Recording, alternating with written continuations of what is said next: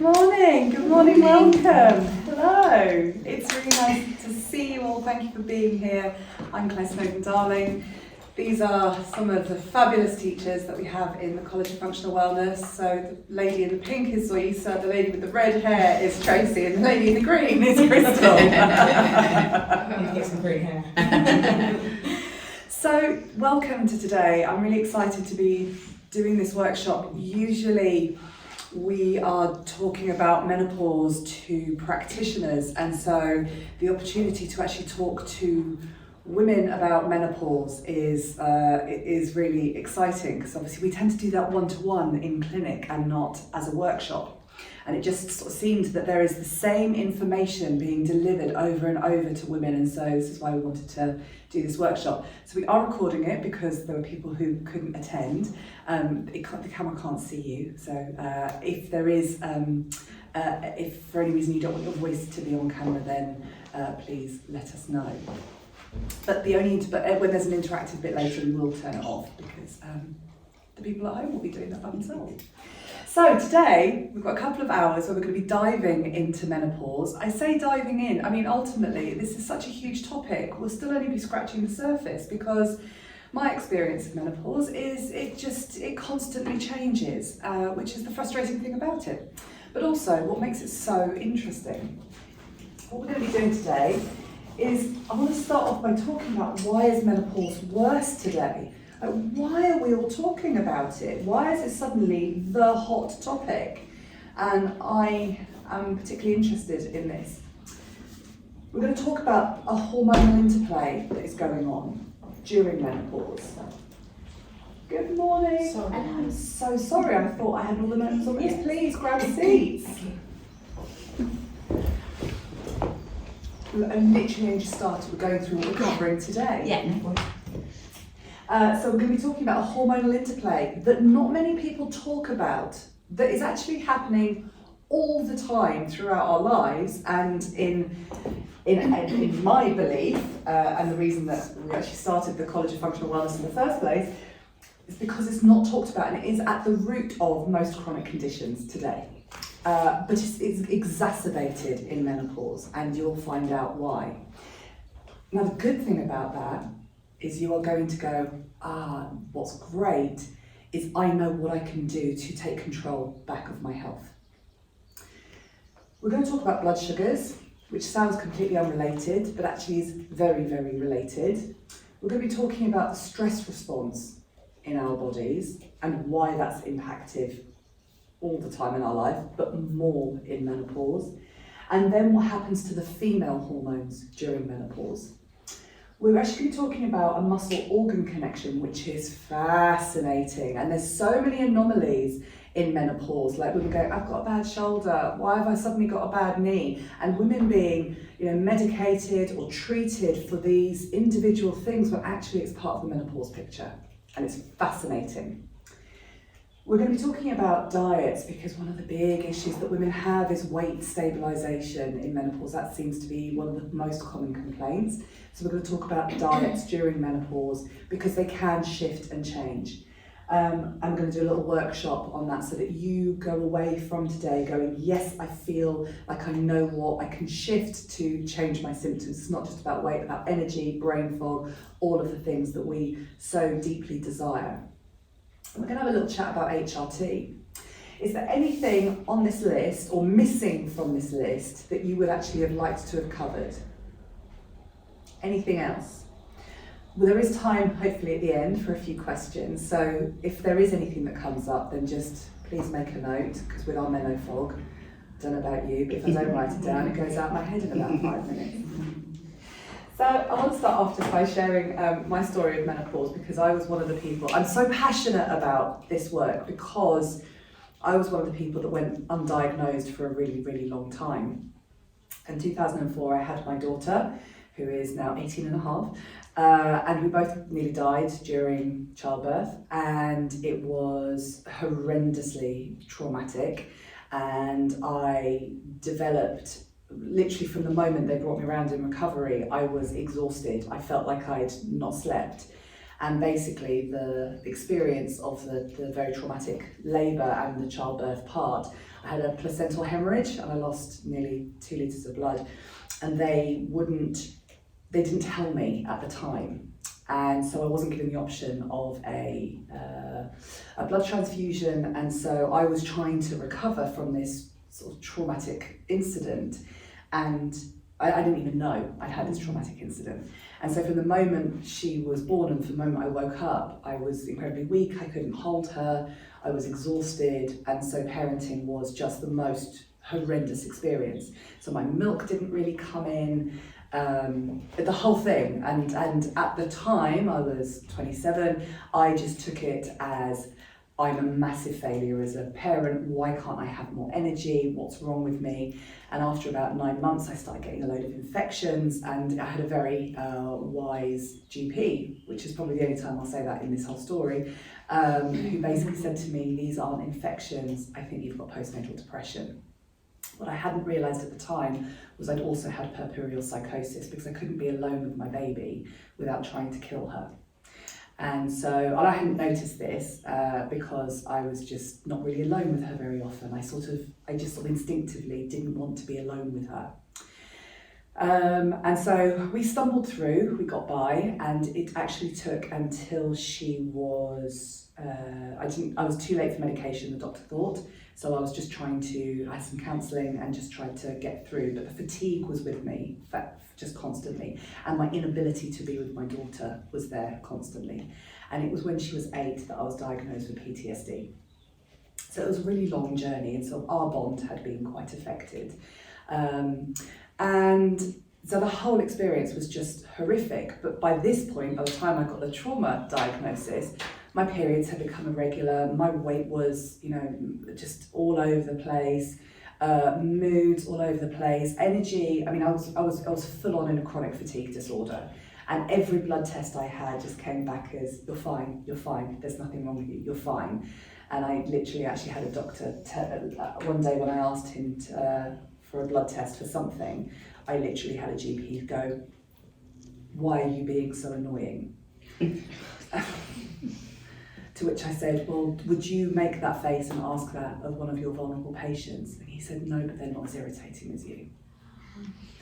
So it was awful, but I now hear this so often, women just being marginalised, dismissed, because they're having extraordinary symptoms, but because they don't show up on a blood test, the doctors don't know what to do. So this is not a doctor bashing. I actually spend a lot of time with doctors and GPs, and I know how blind they feel because of the way that they have to test and because of what they have to do. And so I want to talk about that when we come to HRT, because they just don't have the training on this stuff, which is where it makes our life very exciting as functional practitioners, because we do and we can help. And so it was all kind of awful, and it took another few years and me spending, hundreds, thousands of pounds with complementary practitioners and seeing who knows who, until I met a practitioner who thought I actually had a condition called Sheehan's, which is very, very rare, which only happens if you lose a lot of blood at childbirth, and everything made sense. And so I finally thought, okay, well, I'm going to pay to see a private endocrinologist. I'm going to go and say, someone thinks I've got Sheehan's, and he looked at my history and went, oh yeah, that would be so exciting if you do, because I've never seen a confirmed case. So they took 25 vials of blood, I've got a photo of it somewhere on an Instagram page, and it took 6 weeks for these blood test results to come back, by which point I go back in, sit down and go, what can you do to help me? He went, absolutely nothing, you're in early menopause at 38. Oh, so we suggest you go on HRT, and that's the end of it. Except the early menopause that I have is something called primary ovarian failure, or premature ovarian failure, or also known as premature ovarian insufficiency. Find any of those words. And my belief is that it's actually not a menopause at all. It is it replicates menopause, but it's basically like having an autoimmune disease, the flare-ups. And so now at 46, having been diagnosed at 38, I'm still not through the menopause. I have some bleeds. It's still, I could go on for another 10 years. So I'm experiencing a very challenging and protracted menopause, which is brilliant for everybody that I work with, because absolutely everything that we are going to talk about, I've had to live and breathe and be at the very, very sharp end of that stick. So I live it on a day-to-day basis. Lucky it's become my passion. But the end of the story is, my daughter is brilliant, and despite having struggling with our bonding when she was younger, after a lot of therapy and a lot of self-development together, we have a very open dialogue, and she is awesome and off to university. And I am in remission from my chronic fatigue because I figured out this, and I now actually live a life that I couldn't have imagined even 3 years ago, 5 years ago, 10 years ago, in terms of my energy, my vitality.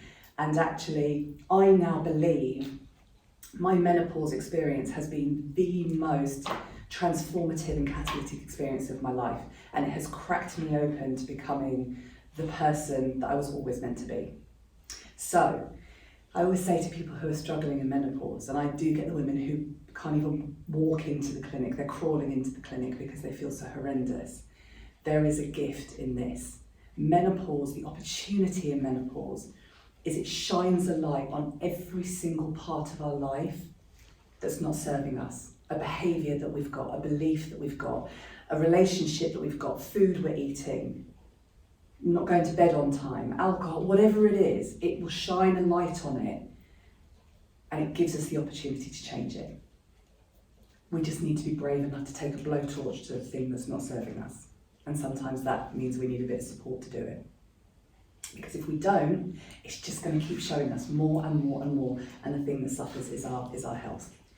So we have the opportunity to come through this menopause as these, going into that third age, reclaiming the older woman archetype as the wise woman, the fierce wise woman, not the old woman who sits in a corner and goes quietly. Because when we come through this going, yeah, actually, I feel what you're trying to tell me, body. Yeah, I'm going to put those boundaries in place. I'm going to be strict with myself. I'm going to say no to things. I'm going to eat right. It's like we have to keep stepping up over and over and over again, and with courage and determination. And actually, for the first time often in our lives as women, nobody else is as important, because if I don't look after me, I'm not going to be able to get out of bed tomorrow, and so you're all going to be hungry. So actually, either learn to cook or leave me alone right now because I need to do what I need to do. So these boundaries, that's where we actually claim our ferocity later, which is very exciting. I find it exciting. Do we have any questions before we start? No. Okay. So, let's talk about why it's worse today. So I believe we've been in a social experiment since the early 1960s. It's continuing, but I think particularly the women born in the 1960s to sort of like the early 90s, it was the first time women weren't just told you could have it all. It was actively encouraged to have it all. And if we didn't go out there trying to claim it all, then we're failures. So you will have careers and a relationship and children and look flawless and have these brilliant houses that Lawrence Llewellyn-Bowen's going to tell you how to do on changing rooms. And you're going to have a very fabulous social life. And it's just the amount of pressure that was put on this group of women. And so what's happened is we've now got the women who did go and claim it all. So I'm going to use Davina McCall as a stereotype here because, gosh, I mean, didn't she? Hasn't she? Great career, relationship, brought up the kids, did all of that, and, looks fantastic, did all the working out stuff, and is now hit menopause and gone, holy cow, I feel like I've been hit by a truck. Why? Why are we experiencing that? So when I'm talking about this, I like to bring in to the story my Auntie Valda. My Auntie Valda died, oh gosh, I don't know, about 5 years ago now maybe. And she was in her late 80s, I think, maybe even early 90s. And Auntie Valda was a classic 1950s housewife. Always very well turned out, and had the perfect house. Even when you went to see her, and just everything was not even a speck of dust. But we think about that. What she would do in the morning, she'd get herself up, her hair in rollers, a nice scarf. And she'd go downstairs and she'd make breakfast. She'd make cups of teas, and she'd go and wake up my cousins and my Uncle Stan. And then she'd be downstairs making their breakfast while they got ready. And then they'd come down, they'd have their breakfast, and she'd be all lovely, classic 1950s housewife, my gorgeous Auntie Valda. And then she would usher them out to work and school. And then she would sit down, put the radio on, have her breakfast, nice and quietly, before she then had to get on with her day. And her day would look like, do some housework, and then at some point, sit down, have another cup of tea and listen to the radio. Now I'm going to start getting the evening meal prepared. So I'm going to do that. But it's all very much in my own time. And then they come home from school and they come home from work, and then I'm going to tend to them and give them dinner and, do all of that. And then we'll sit down in the evening after the kids have gone to bed, and we'll, chat and all those things. And it's bedtime. I'm ready to do it again the next day. You find me a woman today who sits down some point in the middle of the afternoon to have a cup of tea and listen to the radio. And that's quite unusual. It's quite unusual, because what we women tend to do is go, all right, I've got 15 minutes. What of the 20 things on my to-do list can I do? We don't do this, just gonna have a little sit down, flick through a magazine. We don't. I mean, even at the hairdressers, I'm sat there with my laptop. We don't take this time. And this is very interesting, because women's energy isn't designed to work like this. So there is some great work by a woman called Alexandra Pope, and she talks about women's energy versus men's energy. And women's energy works in cycles. So we can think of that in a day, we can think of that over the course of the month, and we can think of that actually in a lifetime. So in a month, it's really easy to see. So a lot of women sort of say, I feel like I can take on the world just as I start bleeding and up until ovulation. So our energy is outwards, it's growing, it's like, yeah, come on. And then that week before the bleed and the week of the bleed, or just before, so the week of just before the bleed, just before we start, we just feel horrendous, and we're tired and we're crotchety. Our energy naturally wants us to go inward. But we don't work in a society, back in the days where women were ousted from the village to go and sit in the red tent, we sort of look at that now and go, oh my gosh, that was awful. I really reframed that and went, what, so for a week, I get someone else making the food, looking after the kids, and I get to sit there and have to tell the women who are bleeding. That sounds brilliant. But we don't do that anymore. In fact, we then, in the 90s, had the adverts of, on your period, great, let's go roller skating. When actually what we want to do is go, no, I just want to sit down with a book, thanks. I just want to watch Netflix.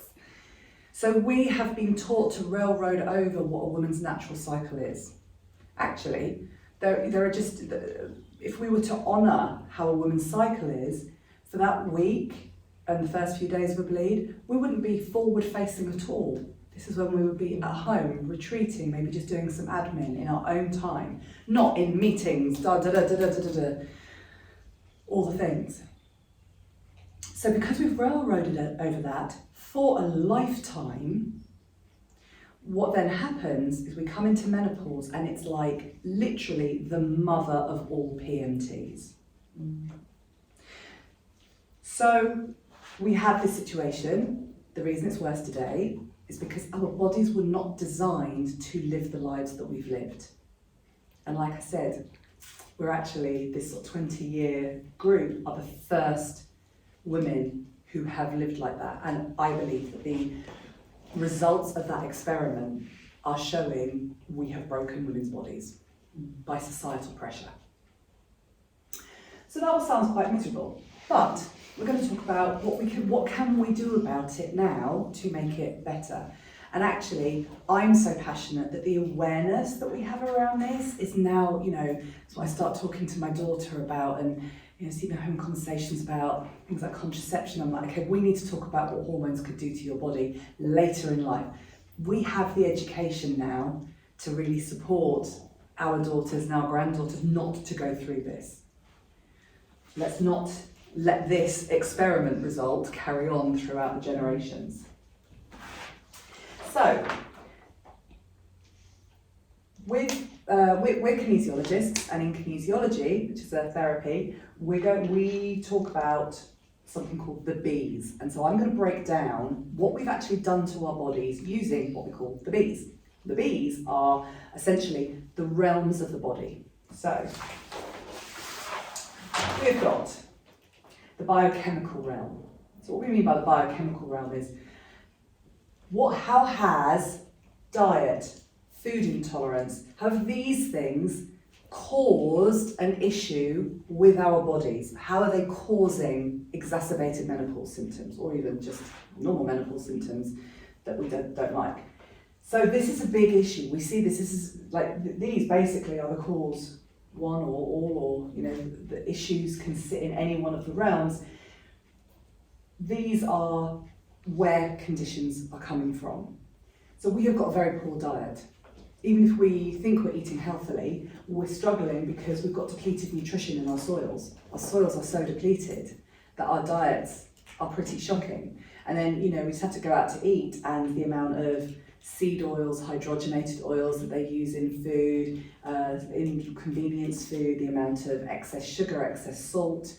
We know that our diets aren't as spot on as they could be. It's impossible to be perfect, and nor would we want to be perfect, because there is a human experience to be had, and an ice cream on a hot day is really good fun. So diet is an issue today, and it's one that we can't actually avoid. Food intolerance is a really big issue, and it becomes more of an issue as we go through menopause, because one of the things that happens is our gut microbiome changes, and we develop things like histamine intolerance.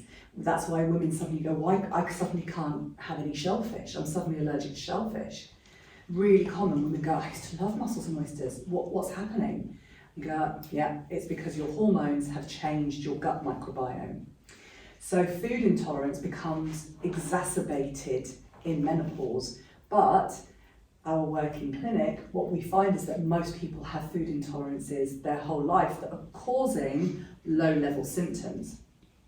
So my example of this was I was on prescription medication for migraines. So this is the interesting thing, is that my early menopause didn't come out of nowhere. Yes, I had birth trauma, but when I look back, I see all of the amount of the places where my body was stressed and couldn't deal with that crisis.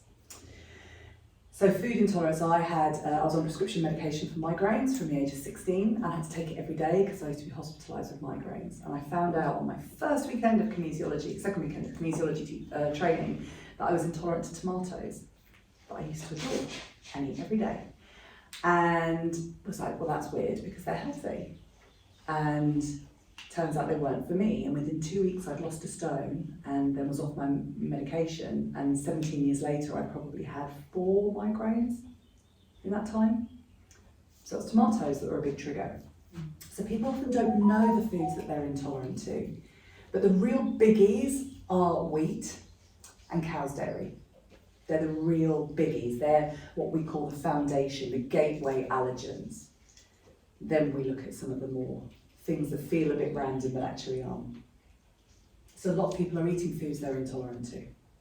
And often, if it's wheat, 4 or 5 times a day. Now the problem with wheat is we don't like to demonise any food, but the problem is the agricultural world has demonised the food for us. Because wheat used to be so tall you could hide a man on a horse in it, like big wheat fields. But it was it wasn't very crop resistant and high weathers and stuff like that, high winds. And so it would keel over. So in 1969, a man called Norman Borlaug made the hybrid grains. That's where we now get those uniformed wheat fields. But the gluten content sort of rose by about 10 times. And it's not fit for human consumption, so it's now completely non-species appropriate for us to eat. The results of feeding turkeys higher levels of wheat after they changed it was a massive increase in cancer. Isn't that what we're seeing play out in the human body? Fascinating. I'm not going to say that's a correlation, it's just an interesting note. But equally, we then started spraying it with a pesticide, which is an antibacterial. And we started spraying that in the 1980s. And an antibacterial sounds good, stop it getting pests, but it's not good when you think that the human gut is actually made up of bacteria. And that's what our immune system is made up of. So if we're eating something that is basically drenched in an antibacterial, it's like taking antibiotics. So we're obliterating our gut. And so all of this is causing inflammation. So those could cause low-level symptoms throughout our life. Bit of IBS, headaches, bit of joint pain, all these things that we just sort of go, oh, it's just part of being human. Actually, no, it's not. It's a food intolerance. So then we start to add in chemical toxicity. So the stuff we're putting on our skin, the stuff that we're cleaning our house with, huge chemicals in those that are called endocrine disruptors. And we'll talk about the endocrine system. The endocrine system is your hormonal system. So if we're using chemicals that are endocrine disruptors for our whole life, guess what? When we actually get to a point where we need our hormones to be able to step up for us because there's a natural change happening, they're not going to be able to. So we mentioned depleted nutrition in the soils, medication, that causes massive sort of effects, vitamins and mineral depletion in the body, and also decreased sunlight, because firstly we don't get loads of it in the UK. I say that after a heat wave this week, but it's sporadic, and certainly don't get any for a good 6 months of the year, and then very often our first response is slap on the sun cream. So we've got serious sort of deficiencies in vitamin D. So you can start to see that what the bees are, is the ingredients for like an illness soup or a stress soup. That's what I like to call it, a stress soup that the human body is going through just through life. Then we come into the electrical realm. So this is things like EMF radiation. We're all bombarded now, aren't we? Gadgets and gizmos and Wi-Fi, and it's just constant. And then light toxicity, and it's so unnatural for us to have exposure to light after the sun goes down. And there's actually quite a lot of studies that says even 10 seconds of light exposure at nighttime can, if someone's got sleep issues, can delay sleep by 20 minutes. Shocking, actually. So you start to see a lot of people in the health industry wearing yellow or light reflective lenses, just to try and block out unnatural lights, because to support the endocrine system. The emotional realm, well, I just wrote down pressure because the list is endless, isn't it? Financial pressure, relationship pressure, child pressure, work pressure. The pandemic has been incredibly stressful. Social media. Oh my God, I'm so pleased I'm not a teenager today. Outrageous. So the emotional pressures are, I'm not saying my Auntie Valda didn't have emotional pressures, of course she did. I wouldn't have wanted her to be a 50s housewife. No wonder they were also highly medicated with Valium, because it must have been absolutely mind-numbing. The amount of alcohol that was consumed, the amount of Valium that was taken, actually thinking about it's not a bad Saturday. You will go to school then. But no, I wouldn't have wanted that life, and I think in some ways we're so blessed. But, so I'm not saying they didn't have pressure, but now it's like, we're like having to field it constantly, aren't we? So I think we've become so used to a level of stress that we don't even know when we're not stressed. It's like, because the problem is, we're going to talk about this in a bit, but when the body is actually working at a stress level, it will do everything it can to keep that stress level. We become adrenaline junkies. This is why you get executives who literally drop down dead a couple of weeks after they retire, because suddenly that massive drop-off of adrenaline is such a shock to the body, it can't cope. So what we do is we make decisions and we eat food and we do all these things to keep us in a certain level of stress. Amazing. And then we come into structure. So poor posture at a very, very basic level. When we're stressed, we have a muscle in our leg which shortens and tightens. We get a hip rotating backwards or forwards. And we have a valve in our gut called the ileocecal valve. And what happens is that either gets pulled open or it gets stuck shut, which is basically where irritable bowel syndrome starts. So poor posture, actually, which can be because of stress or because of injury or just because we've just got poor posture, will start to actually cause a lot of issues, which creates a stress in the body. So it's like a chicken and egg. Then also with structure, lack of exercise, too much exercise, and the right exercise but at the wrong time of day. That can be hugely stressful on the body. So particularly menopause, trying to do like a HIIT class at 9 o'clock at night, like literally the worst thing that you can do. So this is the situation, this is the stress soup that we're in. And so even if you're going through menopause and you're having an okay time with it, just to try and reduce your symptoms, just being mindful of where can I take action? Because I like to call this stress response, I like to think of the human body in terms of bandwidth. We kind of really get that, don't we, as a visceral sense from Wi-Fi. So what's my bandwidth? Well, hang on, there's things I can't control. I can't control how much pollution is in the air. I can't control the fact that even if I eat organic food, it's still sprayed with pesticides, just organic approved pesticides. I can't control, unless I'm literally growing every single bit of food that I eat or have a small holding, I can't control that my food isn't as clean as it once was. Or that my water supply, I can have a filter, yeah, but there's stuff I can't control. I can make changes, but I can't control it. So we're having to deal with certain amounts that we can't control with. If our bandwidth is here, I'm already here. One of the big bugbears that I've got is the radiation in the air, just from Chernobyl and Fukushima and the 2000 nuclear bombs we've blown up on this planet that's hermetically sealed. Where do we think that's going? Nowhere. So there's this bandwidth that's already been taken up. That's before, I actually, I might have a Chinese takeaway a couple of times a week or, once a week, and the Indian the other time, and a bit of alcohol, and I really, really do like using perfume. And then, I'm on my phone quite a lot. And so by the time you start clocking it up, my bandwidth is taken up. So my body has got absolutely no capability of dealing with what should be a natural process. Peri to postmenopause. Yeah? But there are things we can control. So this is the purpose of the workshop, is to go, what can I control? And what can I do about it? So, we are going to look at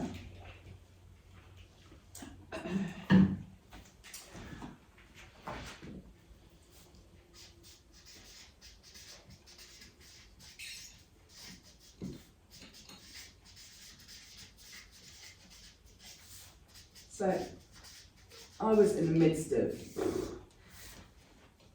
dealing with a load of stuff in 2015 and was like, I can't cope anymore. And went on sabbatical to Australia for 4 weeks. I literally cannot cope. Loads had happened. I was like, I'm just done. I'm just done. And just before I got my diagnosis, so I was really, really in the thick of some horrendous symptoms that I just couldn't get on top of, and just life, literally just one of those knocked. I was like, okay, I'm just done. So I went on sabbatical, stayed with a friend in Australia, and I was observing this friend who was going through a horrendous time. Single mum, recently split up with her partner, 2 very young children, suddenly gone freelance, trying to make ends meet in one of the most expensive cities in the world. And I could see her, she was feeling really crap about herself because she'd not really lost the baby weight from her second, to be fair. And she was comfort eating and she was having these horrendous periods. And I was trying to explain to her why eating this really like this really crappy food was causing her periods to be bad, because that's quite a leap. It's quite a, really, why is this food? It's just a bit of comfort food. Why is that causing my periods? Why am I hemorrhaging? Why does that make sense? And so I drew in the sand at Byron Bay. I've been trying to explain it to her, and Menopause, didn't know it was Menopause at the time, but we lose words, don't we? And so I drew this triangle and I went, this. And she went, I get it. And then I looked at it and I went, ah! And I had to call my business partner Laura, who you may or may not know, and was like, I figured out a great way of explaining why periods go off when we eat badly. And this triangle of hormonal health, very, very proud of it. It's actually become the basis of all of our training, because no one else is talking about it. And yet the research for all of the elements is absolutely overwhelming.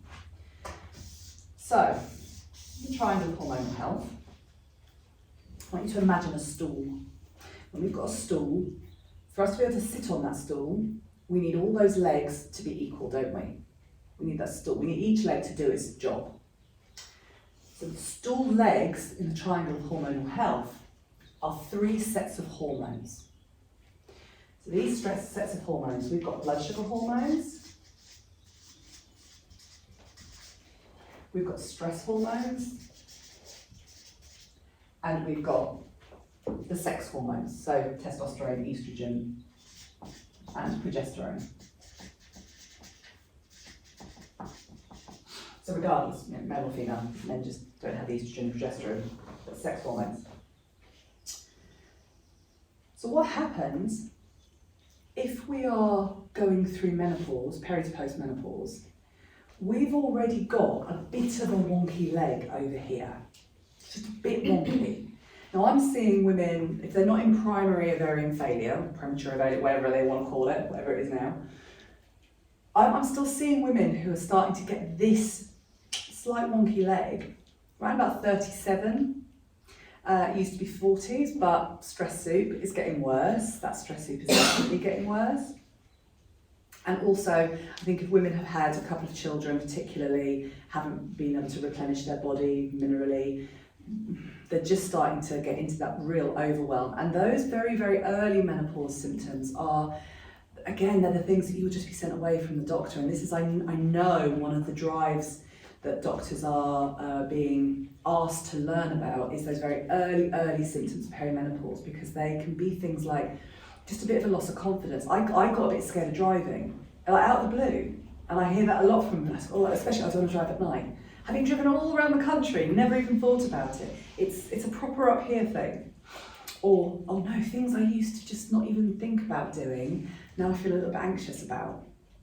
For no apparent reason. Sleep goes off a little bit, or they're sleeping more, that weight, instability, that tends to be the sort of things that are creeping up. And they're just a bit sharp, they're a bit snappier at people. Just a bit less tolerance. And they're like, this isn't me. So these women are kind of coming in, they're not usually in clinic for that. They're coming in because of IBS or the other things, but they're just going, and I know it sounds silly, but I just noticed my confidence has dropped off a bit, and I'm like, I know exactly what's going on with you. So these symptoms, these early symptoms are being missed because they're happening in women often around about 36, 37, and so it's not taken seriously as perimenopause. But we can be in that phase for 10 to 15 years before we actually start going through menopause. So perimenopause is basically an undefined number of years that your hormones are becoming unstable. There is no blood test to say really that you're in perimenopause until you get close to going through menopause itself. Menopause is as you start missing periods or as you're missing periods. Technically, a woman has to have stopped bleeding for a year to be considered postmenopausal or menopausal. It's all really vague terms. Post is once it's absolutely all done. So, we've got a slightly wonky stool already in this perimenopause place. Then we start to add in some stress. Well, we've had that since we were teenagers, so, and for many of us before then. So we're already dealing with a stress profile. So that stool was wonky, that stool leg was wonky. Then we start to add in poor diet, and poor diet is surprising. We're going to cover diet later, but poor diet is surprising. And now we've got this stool that is not holding anything up. And what tends to happen is nobody comes into a clinic, and very few people go to a doctor going, my blood sugars are unstable. No one goes in saying that because you don't know. You've just got headaches, or you're tired all the time, or whatever. No one goes in and goes, yeah, I'm definitely I'm in a stress response. Nobody does that. Actually, because our society celebrates that the tougher you are, the more stress you can handle. No one says I'm in a stress response. People will often say, oh, I think there's something wrong with my hormones, so I've got period issues, or I've got PCOS, or I've got endometriosis, or they might say that. But for the most part, people will be seeking help from a doctor because they have digestive issues, or they have immune issues. So, autoimmune disease. Now, interestingly, going back to that wheat thing, and again, this is not proved correlation, but back in the 80s, we had 80 known autoimmune diseases. We've now got over 300. And cancer, which was what, 1 in 5? Or 1 in 2? How have we normalised that? How's that gone under the radar? So immune issues. These are what people tend to start seeing doctors for. Maybe things like depression, anxiety, but they're not going in saying, I've got one of these issues. So we call these the victims. When this stool is wonky, the victims become digestion and immune. And what did I say earlier? What happens in menopause, our gut microbiome changes, and we end up with things like histamine intolerance.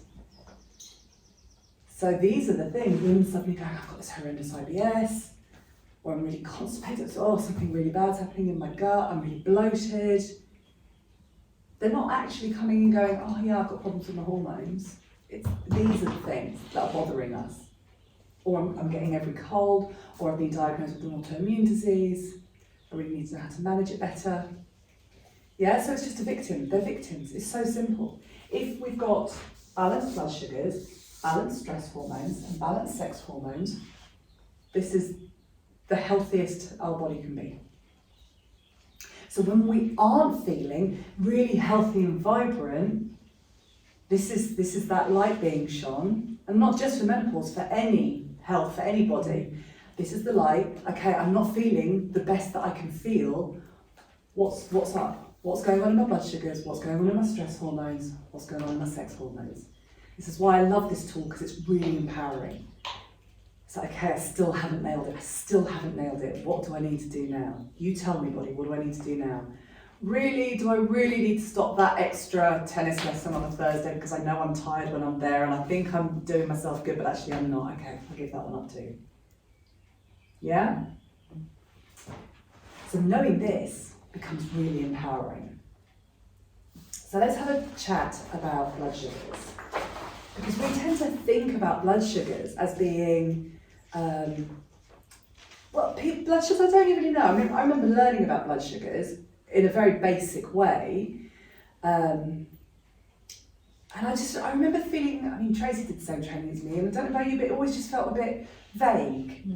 Even like the science was interesting, and it's definitely stuff that we teach, but I was always a bit like, it's not really tangible, is it? It's not like valve in the gut and we can get in there and we can think, wow, that's sexy, that's cool. It's a bit intangible. So people don't really, they think about blood sugars when the doctor asks them to do a blood sugar test, or we know about diabetes, but it's not really tangible.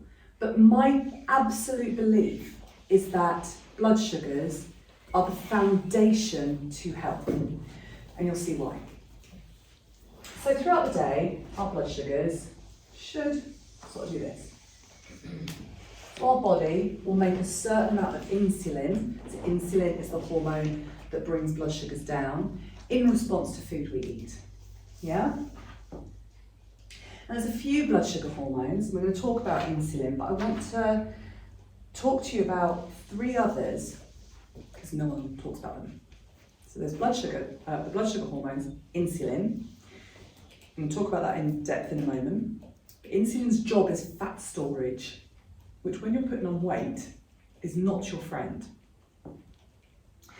And it lowers blood sugars. And it's fat storage. Now, usually when they do a blood sugar check, they'll do a blood test. They will check your blood sugars, see where they're at. They won't usually check insulin and things like that. They might if they suspect that you've got diabetes. But those tests are a little bit pointless because what they're not checking is how hard your pancreas is having to work to make them stable, to make them in range. So it's actually really pointless. Oh yeah, my blood sugars are fine. But how exhausted is your pancreas from doing that job? That's the real question. But 3 others that are really interesting. So leptin is a hormone which is about fat burn. We're in weight gain, that's our friend. It also lowers our appetite. So a lot of women say, I could eat, and I could eat, and I could eat, or I'm never hungry. Never hungry. That tells me that there's an imbalance with leptin somewhere. Then you've got ghrelin, and that's to do with hunger signalling. So this leptin and ghrelin, they work very closely together. And ghrelin is the one that builds up after we've eaten and then we get the tummy rumble. That's ghrelin that causes that. But what's very interesting is ghrelin and leptin are not just responsible for blood sugars and hunger pangs. If there are elevated amounts of them, we end up with anxiety. There are higher levels in people with anxiety disorders. And what's one of the most medicated conditions, particularly through menopause? Anxiety. So it's not really anxiety, is it? It's blood sugar instability. Then we've got one called CCK, cholecystokinin, CCK. Cholecystokinin is also to do with anxiety, depression, to do with satisfaction in food, but also gut motility. So if you've got the constipation, if you've got that stuck gut, or if you've got diarrhea or any kind of bloating, okay, what's going on with my CCK? What's going on with my blood sugars? So what we're finding is there's a big movement towards the vegan diet. We're going to talk about that in a moment. We can do any diet in a way that balances our blood sugars, but when people don't know how to do that, we end up with these blood sugars being incredibly out of balance. And one of the first experiences, particularly young women have when they go become vegan, is they get increased anxiety. So that's the leptin and ghrelin. Yeah? So I want you to keep those 3 in the background, that it's not all just about insulin. Anxiety, depression are massively linked to blood sugar hormones. Fascinating. In fact, we now know that there are increased levels of those hormones in people who have suicidal thoughts as well. Again, highly medicated. But no one's talking about diet. Doctors don't ask you about diet. And if any of you have been to the doctor for menopause, I very much doubt they've had a conversation with you about diet and HRT. Because they don't know anything about diet. But that's just not their training. Which is fine, but we all need to stay in our lanes, right? If that's not their training, then at least admit it so that women can go, I need to find out more about diet. That's my pilgrimage. My whole crusade is getting the NHS to actually acknowledge what they can do and do really well, and actually say what they don't do, because people don't know what they don't do. So then it just all goes unsaid. So back to blood sugars. So our blood sugars should be nice and stable. It's nice, wiggly line, should be lovely. What happens is we wake up in the morning and our blood sugars are low because we've not eaten, we fasted overnight. And in response to our blood sugars dropping to a certain level, we'll produce a hormone called cortisol. You might have heard of cortisol. Cortisol's a stress hormone. It's really great in small amounts. It's really, really toxic in high amounts. So we produce cortisol. Now cortisol's job is to put sugar into our blood and into our muscles. Now that's for a reason. It's to get us to be able to go get food, or there's a saber-toothed tiger behind you, quick rush of sugar into the muscles and the blood so you can run away. Yeah? Very basic response. So our blood sugars rise. And maybe we've had a coffee, our blood sugars rise. So in response to high blood sugars, our body produces insulin. We just said, didn't we, that lowers our blood sugars. Except it also tells us to go into fat storage, because our bodies now have this signal that there might be a famine.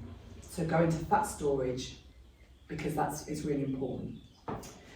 So in response to the insulin, annoyingly, real flaw in evolution, I don't believe there are any flaws, is that it doesn't come back down to here, it actually comes back down to where we started.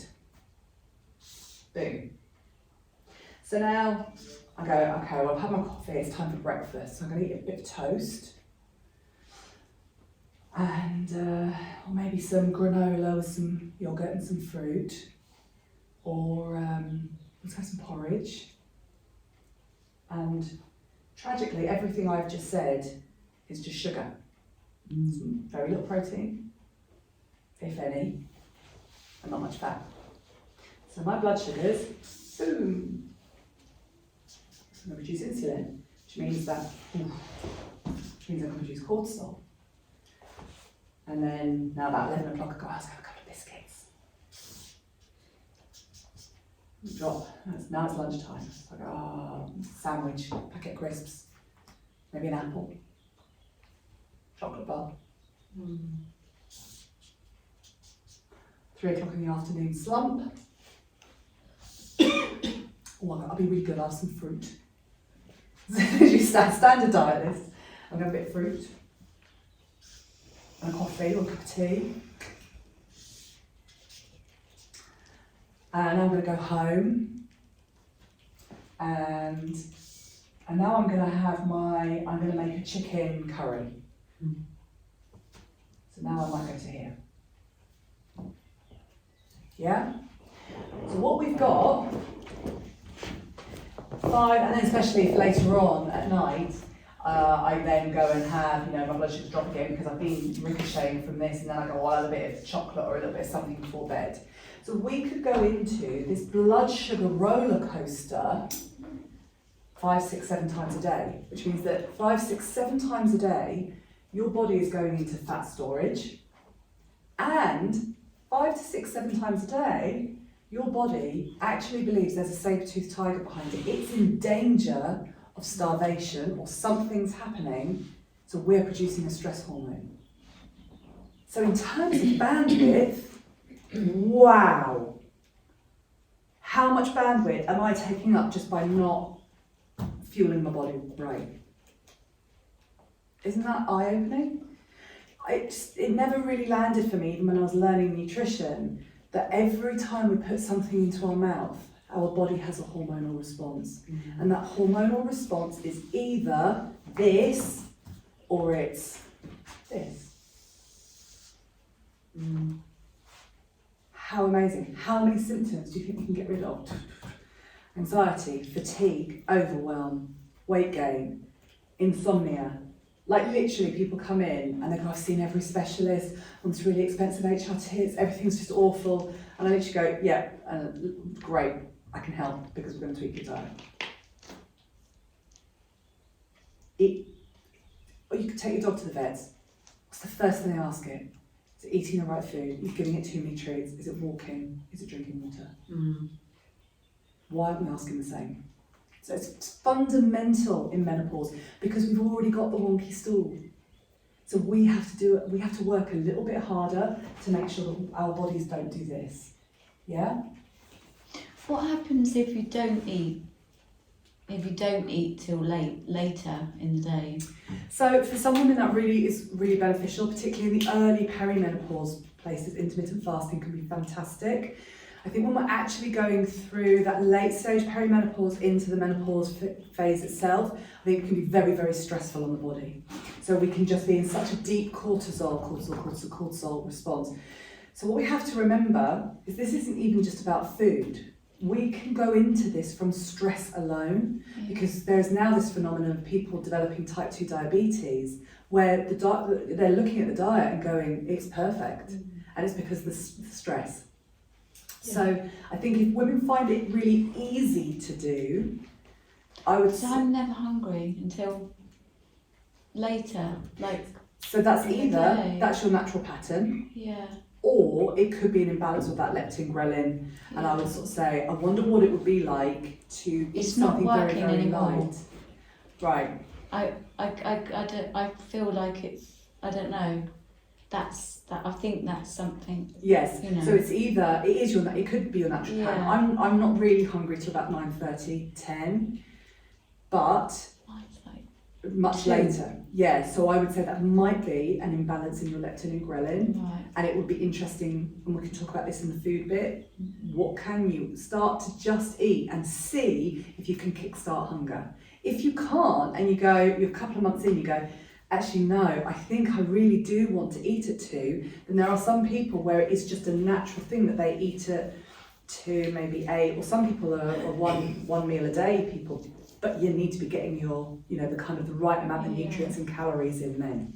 And if you go, oh, I just eat like a little sparrow and I'm never hungry, well, that's leptin and ghrelin. Because there is a baseline of, we can't even lose weight if we're eating too few calories. Like, I'm not saying that that's what your goal is, but it's really interesting when you start to see how much pressure it puts on the body when we don't have the right kind of calories going in.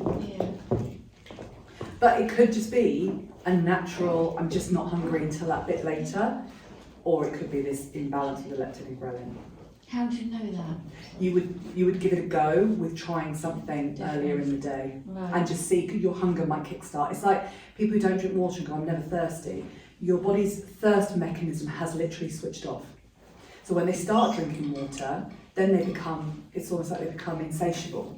I can't just drink so much water now. It's like, yeah, because you switched off that thirst mechanism. Right. Your body just stopped telling you because you literally weren't listening. Right. So it might just be that your leptin and ghrelin are confused. Or it is natural for you. And in which case it's like, right, I can't be eating on the run at 2. I need to sit down and have a proper meal at 2. So it's knowing that. So how does that work if you are diabetic? So, because obviously the insulin, that works differently, doesn't it? Well, because what happens is we exhaust our pancreas so much, we stop the ability of making Yeah, insulin. because I've recently been put onto insulin and I'm all a bit confused what I'm supposed to be doing. And Yeah. So actually, it was great. So when I went through my menopause, the lovely bright light got shone on every aspect of my life, as it does, and one of those was my relationship with my ex-husband. So I had to leave him, and he said, "That's just your menopause," and I said, "Yes, but that estrogen's not coming back, and neither are you." So that was that. So I then went on a lovely spree of a couple of years dating. And really handily, just as I was really nailing this work, the universe sent me for 6 months someone with type 1 diabetes. How handy. And he wore one of those continuous glucose monitors. Really handy. So I was like, will you be my guinea pig? And what was fascinating, because obviously with type 1 diabetes, no capability of making insulin at all. And so he would use a background insulin in the morning and at night, but then would do the insulin after everything he'd eaten to make sure that it was supportive. But we got to the point where he didn't need to take responsive insulin. He was only taking the background insulin because his blood sugars were so stable with what he was eating.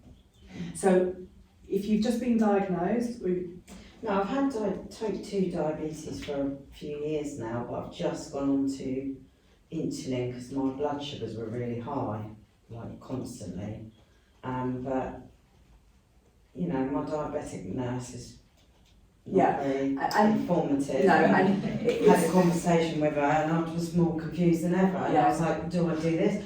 And then suddenly I'll have a low, and then I'll have a high, and I'm like, "I don't know what I'm supposed to be doing." Exactly, and that's exactly what we want to look at, Yeah. at being able to erase. My mum got diagnosed with early stages type 2 diabetes, and they went to give her a diet. She went, "No, I'm going to go speak to my daughter." And she sits down, she goes, "You'll be so happy you've got me now, haven't you?" Well, I was like, "No, Mum." I sort of said to them, "Is there any way, because they say you can reverse it?" And she was like, "No, now you're on insulin, that's it for you." I disagree. And I was like, "Really?" I disagree, unless, well, it depends on that you need to see a PET scan. She said, "Your pancreas has given up now, so that's it." Sometimes that's true, and it depends if you've had a PET scan or not. Yeah. To see, so they won't know that that's true. It could just mean that there's so much insulin.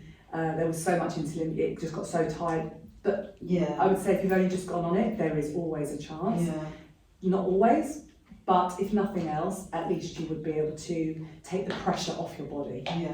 So even if you had to stay on the insulin, I've got clients who have to stay on insulin, Yeah. but you can take the pressure off the body, because the problem with the insulin, where we have to do so much guesswork, is you're right, it's that, wow, I'm now in a hypo. And so we can take the pressure off your body in that place.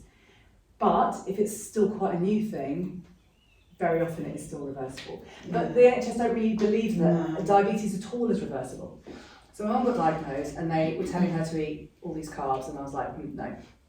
Mum, do what I tell you. She said, well, I'm not going to only drink 1 glass of wine a day. I went, no, that's fine. I want you to offset it with nuts. And literally she sat there and she's like, eating her nuts, drinking her wine. And 2.5 months later, she'd lost 2 stone, and she was like, I feel amazing. My bloods have gone back down to normal. And she tells everyone, and I was still able to drink my red wine, and I was. So it is perfectly doable, and we see a lot of people with high blood sugars really getting them stabilised, and because you're early stages of insulin, I would say. So I've gone the other way, I've lost weight. Yeah, they well, said that was because of the because of the insulin. insulin. But I would say, don't give up on your pancreas just yet. It might not have given up on you. But it's just the education. Yeah.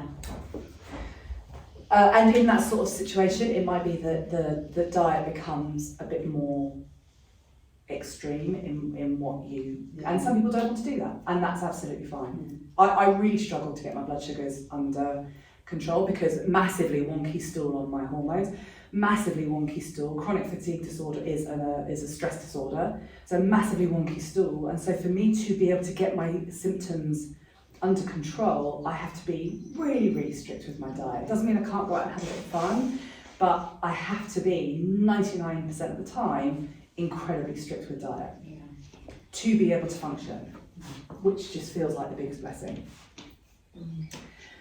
So, mindful of time, I want to get through this. So that's blood sugars. Interesting, isn't it? Whereas when we eat in this way that we're going to talk about in a bit, we can actually get this going on, which we have energy, we're in fat burn, and fat burn is not just about weight. Fat burn is also about, it's a signal to your body that there is, there's no stress. So now we're thriving, now we've got motivation, now we've got libido, now we've got focus. Memory's still a bit shonky, but you know, that's menopause, right? It used to be great. So we're just going to quickly talk about what stress is. So I can't draw, and it's like usually hilarious, and I was going to prepare this before you came, but now I'm on the spot. Laura taught me how to try and do it. I had to try and do it like that, and then this is my person. That's outrageous. Okay, so basic person. There's a head. Right. So in our body, we have our endocrine system, and our endocrine system is our hormone system. And our hormones, we've got 2 types of messages that come into the body. There's ones that come from outside the body, so that's our senses. Yeah, so eyes tell us that a truck's coming towards us, or we can smell fire, or we can feel something hot, yeah? And all of those messages go to our central nervous system, placed in the brain, called our hypothalamus. So the hypothalamus receives all of the information from our senses. Our pineal gland, no, wrong one, pituitary gland, don't know what there, pituitary gland receives the information from inside our body. So, I need a wee, ghrelin's kicking off, I'm hungry, it's sleep time. It's like, so the pituitary gland, I keep saying pineal gland, the pituitary gland gets the information from inside our body, but the 2 of them are like talking to themselves and going, okay, where's the danger? Okay, well, we're going to get hypothermia if we don't get to warmth. Okay, well, we're going to get hit by a truck if we don't cross the road. So the 2 of them are making the decisions for our body based on what we're seeing and the signals that are coming from these hormones. Yeah, does that make sense? So that's the pituitary and the hypothalamus. Then we've got the pineal gland, finally, and that is to do with the light and dark response. So that's our waking and sleeping. Yeah? Very basically. This is all very basic. This is endocrine 101. In our throats, we've got our thyroid. Thyroid is blamed for so many things. And a bit like our digestive system and our immune system, I'm going to show you how it's actually just a victim. So many women get checked for thyroid imbalances. Oh, there's nothing wrong with you, your thyroid's fine. Yeah, it wasn't the thyroid that was the issue. But thyroid is responsible for metabolism, warmth, so it's our internal thermostat. It communicates with our ovaries to to get periods going, all that kind of stuff. Thyroid's very busy, it's a very busy thing. Then we've got our thymus, which is over here, and that is to do with our immune system. And then on top of our kidneys, here, are our adrenal glands, and they are little triangular glands that sit on top of our kidneys. And then we've got our ovaries, or in men, testes. So this is our endocrine system. And so what happens is there should be a sort of situation where the pituitary gland's talking to the hypothalamus, going, okay, is there any danger? Is there any danger? No, there's no danger. Right, tell the thyroid to tell the ovaries we're going to make follicular stimulating hormone. It's time to ovulate. Okay, yeah, I'm on it. Ovulation, great. Bleeding, great. Except that doesn't happen very often, because what they'll do first is they'll go, right, we just need to have a conversation with the adrenal glands, and we need to find out if there's any danger. Now, our adrenal glands make our stress hormone, cortisol. They also make adrenaline. So they make adrenaline and cortisol. How busy do you think your adrenal glands are? Very, very busy. Because from the moment we wake up in the morning, kids are screaming, alarm going off, dogs are barking, whatever it is, then we're going to have a coffee, then I'm going to eat my sugary breakfast, then I'm going to be getting ready to go to work, trying to stop the kids from arguing again, getting like, come on, school, come on. We are literally in a stress response from the moment we wake up. So what happens is, this is basically why I ended up in early menopause, because after a while, the thyroid just goes, well, I'm not going to bother. The ovaries go, well, I'm not going to bother, because like the adrenal glands that are making all this stress hormone are like these huge divas that are taking all of the attention. Yeah, does that make sense? So adrenal fatigue is now becoming a word that's quite commonly known of. The other bit that's very interesting is the other part of our endocrine system that no one talks about is our pancreas. So 95% of our pancreas's job should be to do with digestion. But all we ever talk about it is to do with insulin. That's the 5% it should be doing. But because of all the cortisol, remember when cortisol goes in, pancreas has got to produce insulin, bam, bam, bam, bam, all day, every day. Cortisol, insulin, cortisol, insulin, cortisol, insulin. Which leads to inflammation, it leads to diabetes, it leads to all sorts of horrendousness.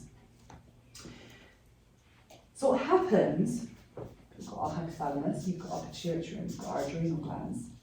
This is called the stress axis, HPA axis. The hypothalamus and the pituitary gland tell the adrenals, make cortisol and adrenaline. And the adrenals go, message received, I don't need you to tell me anymore. Switch off the memo. Yeah, so it's this little conversation. Yep, done it. Cortisol, adrenaline, we're in the bloodstream. Lovely, done it. Switch off the memo. Except that was 20 minutes ago in response to, I don't know, a stressful email. Now you're hungry. So, we need more cortisol, please. Yeah, okay, all right, well, I've done that. Yeah, but 20 minutes later, oh yeah. So all day we're in this, and after a while, what happens is this memo gets switched off. So now we've got a one-way message. Make adrenaline, cortisol, make adrenaline, cortisol, make adrenaline, cortisol. So this is what's happening. None of these get a look in. This is why I say that the immune system's a victim of stress. We know if we'll get run down, it's actually because the poor thymus can't get any attention, none at all, because it's all on the adrenals. So everything, this is why the thyroid becomes a victim of stress, of the adrenals. This is what's happening in our body. But it's happening more in menopause because we have got less of a bandwidth. We're going to talk about that as we come into female hormones. All this making sense? So can you see how the blood sugars and the stress sits together? That's why it's really important. So if we can't fix the stress, we've got to work harder at diet. Yeah? So now when it comes to the female hormones, it's where it gets really interesting and like, wow.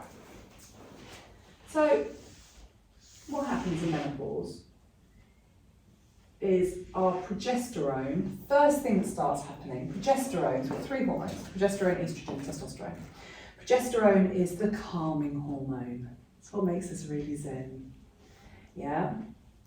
And it also is its mood, weight stability, it's all sorts of lovely things. Obviously the word progesterone literally means progestation hormone, so it's fertility, it's those bleeds. So if people have got irregular bleeds or bleeding issues, I'm like, progesterone issue. We've got estrogen. Estrogen is an exciter hormone. It's one that gives us loads of energy. It ramps us up. It's also obviously mood, libido, fertility, all of the things, hair, nails, all of the things we think about. Progesterone, by the way, is actually bone density, not estrogen. That's a new bit of research. So they keep on thinking about estrogen for bone density, and progesterone is more impacted. Fascinating. So that was wrong. And then we've got testosterone. And of course, the big kickback at the moment is why can't women have HRT with testosterone in it? Because testosterone is focus and mood and libido, and apparently women past childbearing years, it's not important for us to have libido. That's why we don't get testosterone. Nothing to do with the fact that it's hard to get out of bed without testosterone. I know that's what Davina McCall's now fighting about, is getting testosterone in women's HRT. You can get it if you go and see a specialist, but that's not financially accessible to a lot of women. So what happens in menopause, so those should all work together.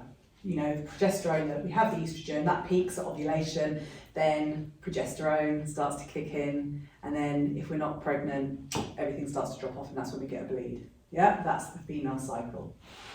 What happens in perimenopause is our progesterone literally sort of falls through the floor. That's perimenopause. Progesterone drops off. Estrogen stays about the same. So 2 things are happening here. Firstly, I haven't got any progesterone, so my calm has gone out the window. That's those 37-year-olds or 46 or however old it was that you started going, I'm just a little bit more anxious than usual. I don't know why, or I've lost that confidence that I had, or I can't sleep, or I'm just really like so stressy with everyone. It's progesterone. It's really simple. Why we can't just give women low dose progesterone on the NHS when they are wanting to kill their children is beyond me. If I had seen me when I had my birth trauma, I would have been putting me on low dose progesterone, and I probably wouldn't have gone into early menopause because my body would have been supported and I would have bonded with my child. So it would have saved a fortune in therapy. But it all worked out in the end. So I've got no progesterone. That's when women feel horrendous. Yeah? And when their husbands are going, what's wrong with you? What's wrong with you? Well, actually, the truth is, I just don't like you, in my case. So no progesterone. But I've now got this estrogen that's in the same place. The problem is, we call this estrogen dominance. When there's a gap, we call it estrogen dominance. And estrogen dominance is hideous for women. That is bloating, weight gain, brain fog. It's all of those later stage perimenopause symptoms. Flushing. So there's 2 types of hot flushes. There's the quick ones, yeah, and they're done in under a minute or 2. And then there's the slow ones that start somewhere here. Mine always used to start on the back of my knees. They radiate and they radiate and they radiate and they go on for up to 10 minutes. And then when you stand up from the sofa, it's like you could have actually heated the whole house. So the quick ones, they feel quite stressful. They're progesterone. The slow ones, lack of progesterone. The slow ones, a lack of estrogen.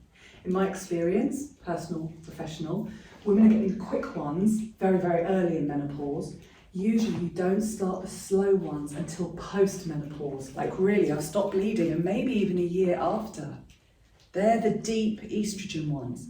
So why, in God's name, we're giving women HRT right at the beginning of, menopause that is packed full of estrogen to make this worse?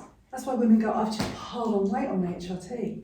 I feel horrendous on my HRT. It's because we're making an imbalance worse. So this issue is the one we need to rectify, the progesterone and the estrogen. Well, that's the natural part of menopause. I'm just going to talk you through where stress makes it worse. So, I didn't know this until I became a bit of an expert in menopause, but after our ovaries give up, our adrenal glands take over making our estrogen, progesterone and testosterone. Isn't that clever? So there's always like a background estrogen and progesterone and testosterone, at least there should be. That's why my Auntie Valda had menopause that went back on with her day. That's why they had, was a bit of a change, was a bit of a flush, but let's not make a song and dance about it. They didn't have the, I am literally dripping. Yeah? Because their adrenals could take over making this estrogen and progesterone. So this is really basic biochemistry. In our adrenal glands,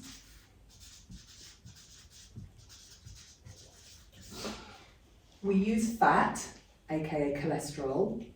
So now we're also going to start to be able to see why the low-fat diet was the worst thing that could happen to women's health. That was a part of the experiment, the 80s experiment. We take fat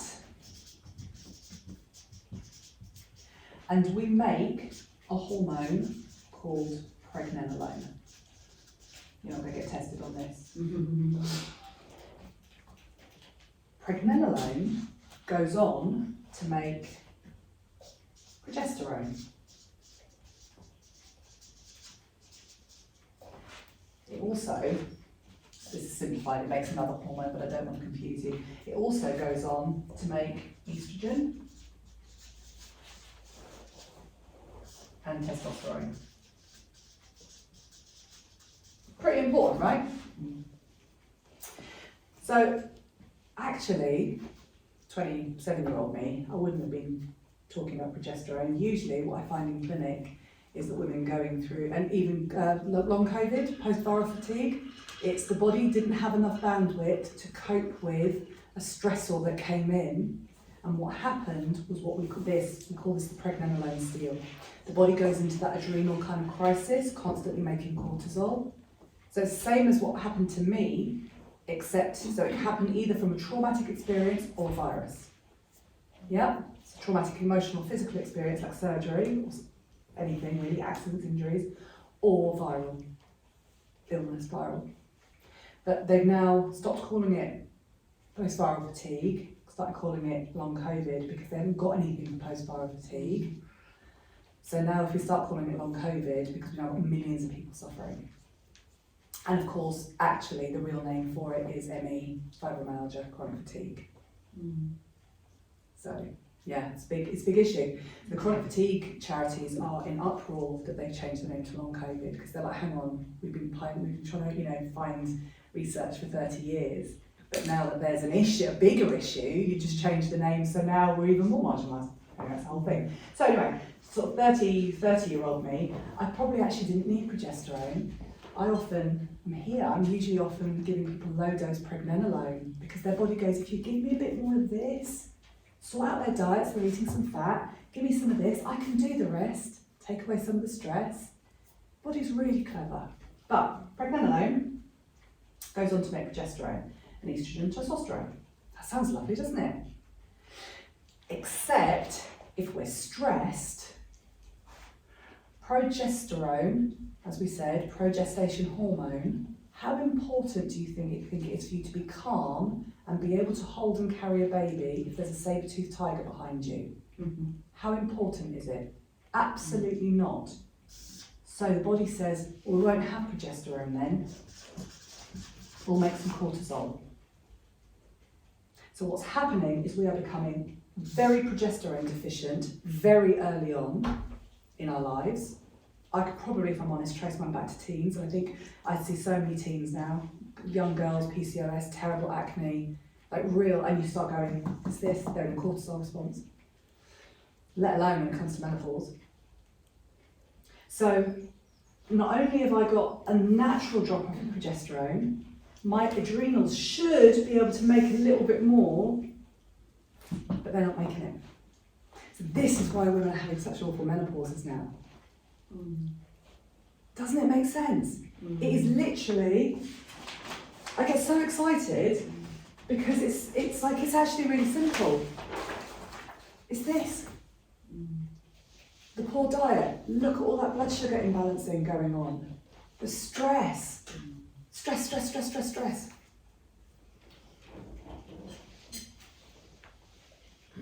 Is that quite illuminating? So we have to start being really honest with ourselves, don't we? How do I change my diet? What do I need to change in my life? Like really, what do I need to change in my life? Because, I work with a lot of people with life-limiting autoimmune diseases, life-limiting cancers, and every single one of them says, when you get the death sentence, it is amazing what doesn't matter anymore. It is amazing. The things that I was worried about, the things that I thought were important, and my experience of having chronic fatigue is it is amazing how much you can very quickly stop caring about when you can barely get out of bed and barely function. So there's the gift in menopause, is how can I be really radically honest with myself about what isn't serving me? Because I've got to get myself out of this place where I'm making cortisol instead of progesterone, because I need all the progesterone I can get. Yeah? To stop this estrogen dominance. Any questions on that?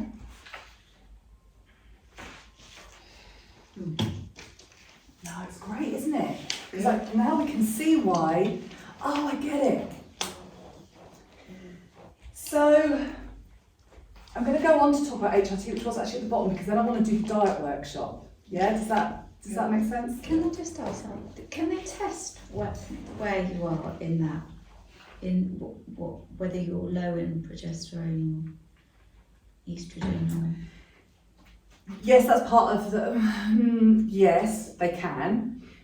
They often don't. What they're more interested in when they're testing for menopause is where your FSH is, your follicular stimulating hormone, because that's actually the key. Is as you stop making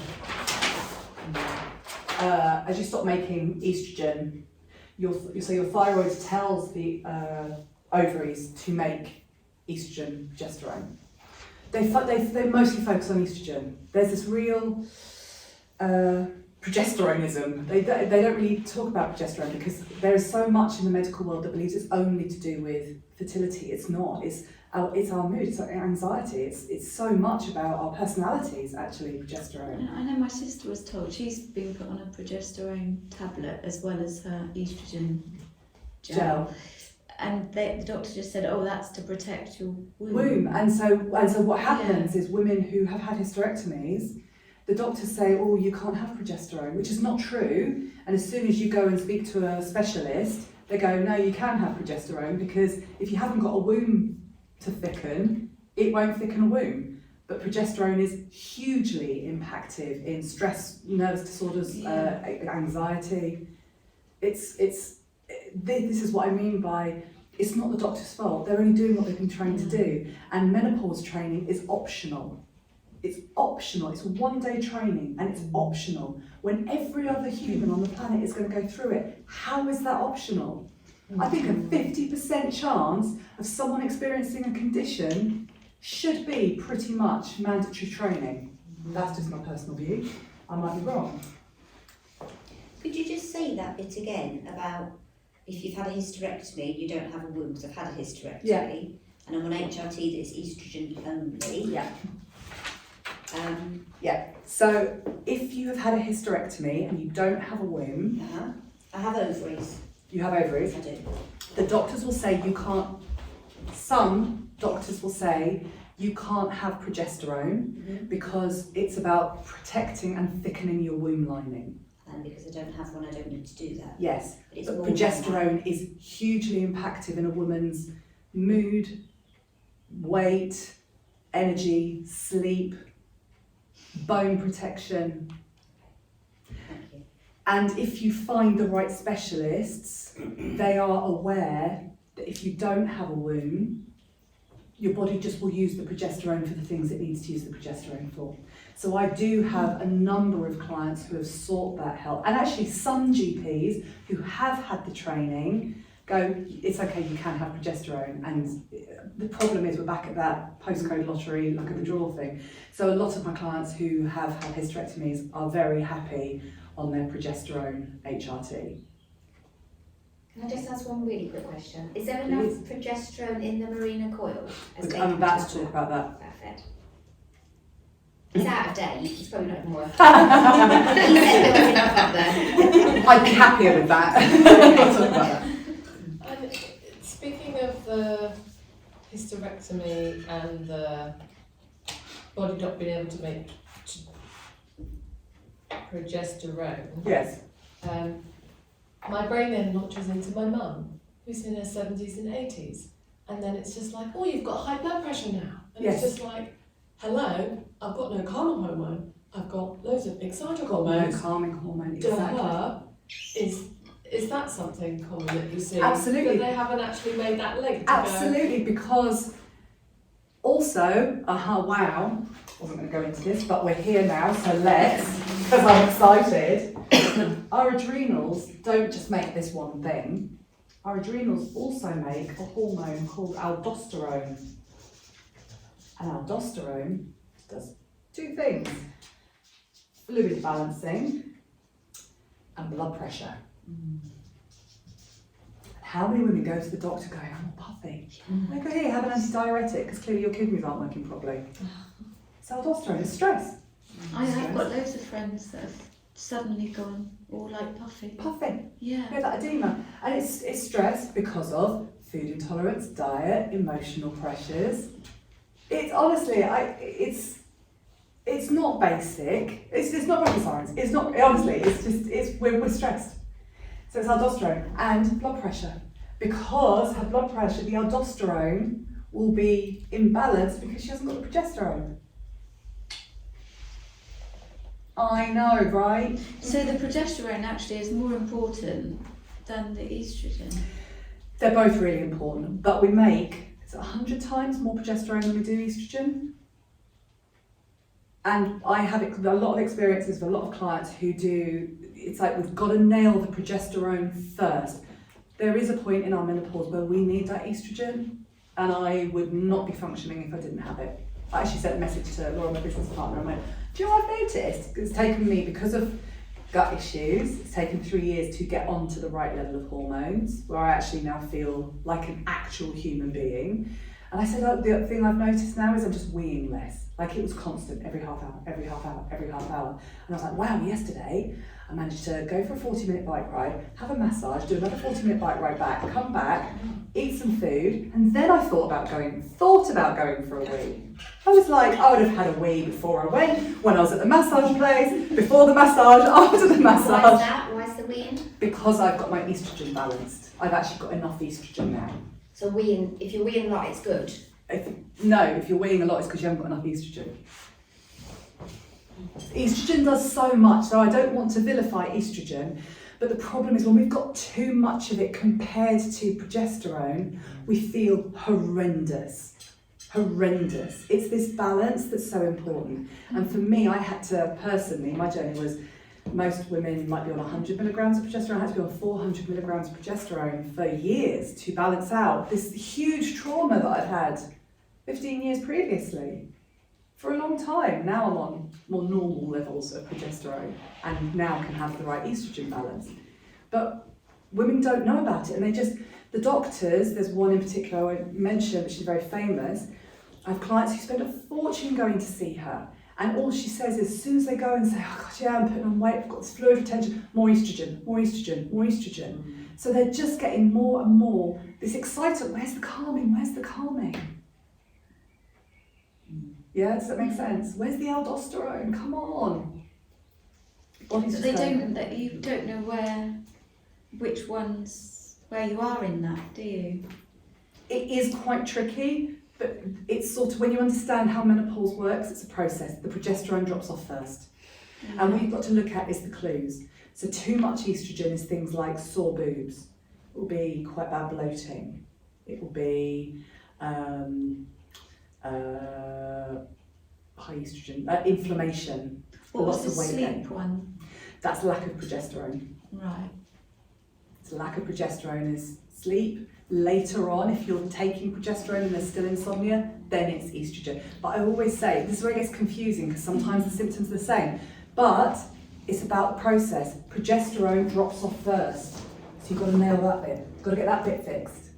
Once that's fixed, now, and women have got gut issues. I mean, we're not even talking about gut today, but gut and menopause is a huge topic. Huge. What it does to the gut, all those hormones in the gut is phenomenal. One of the reasons we also end up in estrogen dominance is because if we have gut bacteria that shouldn't really be there, we've got too much of it, or from things like toxic chemicals, they make a hormone in our body. It's called a xenoestrogen, which is an estrogen mimicking hormone. So our body starts to try and absorb that, but it's not real estrogen. So it causes all this sort of toxic bother. Let's see how I can describe it. Toxic bother. All these and the bacteria create xenoestrogen. So our bodies are getting full of a fake estrogen. That's actually the obesity epidemic. When you see the men with, breasts, with the moobs, it's these xenoestrogens causing toxic bother. So it's this estrogen dominance that in perimenopause we have to fix. And we have to fix it with pregnenolone, early doors, progesterone, later. So if you went to see a specialist, Yes. would you get that? Yes, You would get it like that? not an NHS specialist. No. And that's the problem. But if you paid for... Yes. So in clinic we work with low dose bioidenticals. So to give you an idea of what a low dose is, 4 milligrams of progesterone is where I start women, whereas the minimum you can get from the doctor is 100 milligrams. So you can start really early in perimenopause and build up, and then I get to the point where I go, okay, cost-wise, it's now better for you to go to the GP and request what you want. We're going to talk about that. Yeah? But to stop all of this, let's start low. Now it's time for the HRT. Yeah? Not all this HRT and all this estrogen at a point where we've got too much estrogen anyway. That's where we're seeing breast cancers, strokes. This is why women are scared of HRT. How would you know? So if you're on a contraceptive, say like the pill. Yep, literally coming to that. Oh, okay. Literally, Yeah. great question, perfectly timed. Exactly the same as the marine pill. So with HRT, the HRT minefield, it's actually not. It's not. There's 3 types of HRT. It's this simple. We've got synthetic. We've got body identical. And we've got bio-identical.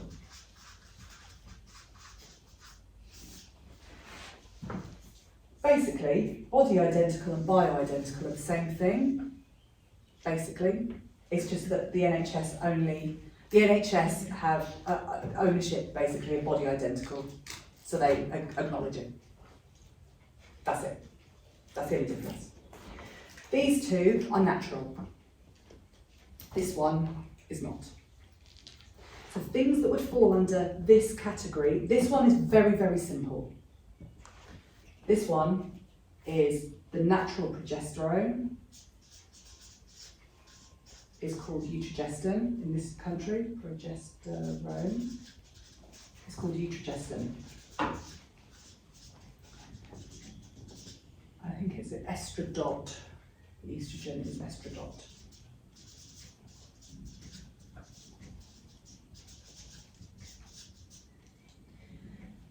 If you're not on Eutrogestin, everything else, and you haven't paid a specialist, you've been to the doctor, if you're not on Eutrogestin, then everything else is synthetic. It's that simple. So that could be your Mirena coil, your combination pill, combo, or progesterone only.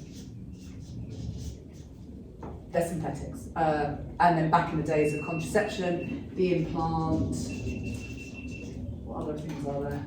So like the patches. Patches, Yeah. The gel. yeah, Injection, was it depot, all of it, synthetic. Why is that a problem? Well, glad you asked. So I'll just bioidenticals. These tend to be drops that we'll put on. So these would be drops that we use to put on the skin or orally. That's what we use in clinic, which is pretty low cost and very accessible. When you start being really fussy like I was, I have to work with a doctor on Harley Street. I mean, and it's highly inaccessible to women. I'm not saying that's their fault, but it's like, I have had clients where I'm like, okay, you've got, the doctor stuff isn't going to work for you, didn't work for me, and there's reasons we'll come on to. If you need to go to the specialist, you're starting to have to make some big compromises on lifestyle because you could be talking thousands and thousands of pounds. But these tend to be drops, or what else do I have? Some creams, lozenges. They can also be pessaries. These can be pessaries. You suggested that can be a pessary, raw. These can be pessaries. So bioidenticals you've got from a specialist. That's really, you've paid privately. And not necessarily private doctors who will also work in the NHS. They will be private functional medical practitioners who have been doctors and then gone and trained as a functional nutritionist as well, or they're practitioners like us. Does that make sense? Because a lot of people will say, well, I've seen a specialist, and they've seen people like Dr. Louise Newsome, but Dr. Louise Newsome is only going to be working with these, yeah? Because they're what's available to them through the NHS, they're what's allowed under the NHS regulations. Does that make sense? Mm-hmm. So let's talk about what the issue is. So, we're going to talk about why this one cannot work for women, but ultimately it works for a lot of women, and why we can be empowered to go and ask for it.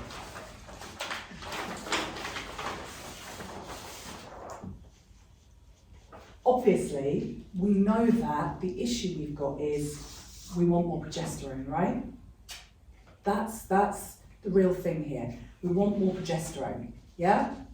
So it kind of sounds like the Mirena coil, which is progesterone-only coil, and also like the progesterone in a synthetic pill or in the progesterone only. These sound like good things, right? Because it's progesterone, yeah? That's what our brains hear. It's progesterone. The problem is it's not. It's actually a synthetic called progestin, or levoxyestrogen, some long word. Progestin is what we call it in America, I think. And if you look at the chemical composition of progestin, it doesn't look anything like progesterone. It looks exactly the same as testosterone. With testosterone, remember, get up and go. And what's progesterone? Calming. So what we're doing with things like the Mirena coil, progesterone-only pill, with combination pills, is we are putting more stress into a woman's body at a time where it needs more calming. So this is why I get women who are on their HRT or their Mirena coil just literally coming in and going, "So what's wrong with me?" I'm like, I do. You've got no progesterone. And their bodies are craving progesterone. You can't take progesterone and be on the progestin. So that's why so basically all of these are causing the problem that they need to be solving. Yeah? But the doctors do have the options. The problem is the doctors themselves don't often know that they have these options. So I tell my clients, right, HRT, it's time to go and ask your doctor for Eutrogestin and either the Estrodot, which is a patch, or just an estrogen gel. I'm all right with an estrogen gel because you can, even though it's a synthetic estrogen, I'm not that fussy about it. I think it's easier in a pump. You can, if you start to get breast tenderness, you can just go yourself a little bit. You just know your body a little bit. So I'm quite happy with the gel. So I always say to my clients, go to your doctor and ask for Utrogestin and the estrogen gel or Estradot. What's it called? Utrogestin. And then very often the doctor will go, oh, I've never heard of that.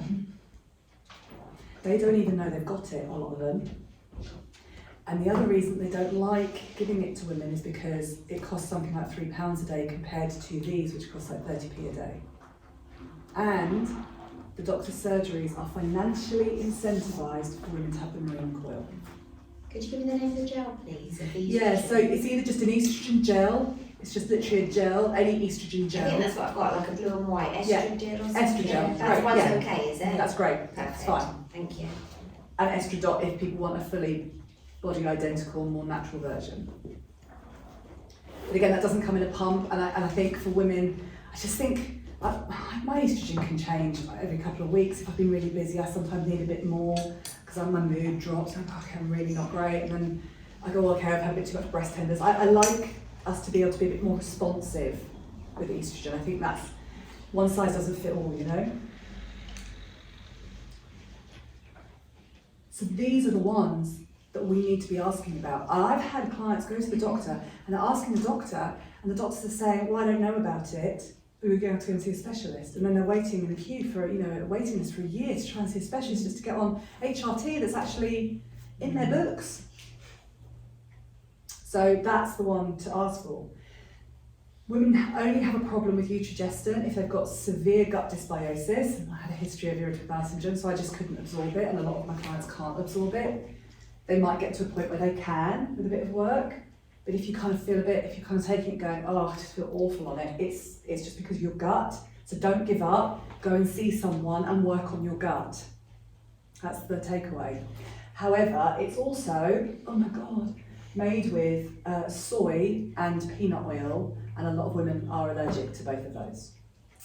So it can therefore not be beneficial to all women, which means we have to turn to the bioidenticals, which are not sanctioned by the NHS and which cost more money. But for me, I'm always very excited when we say to a client, just go to a doctor and ask for Utrogestin, and be really, really demanding. No, I know I'm allowed this. I know.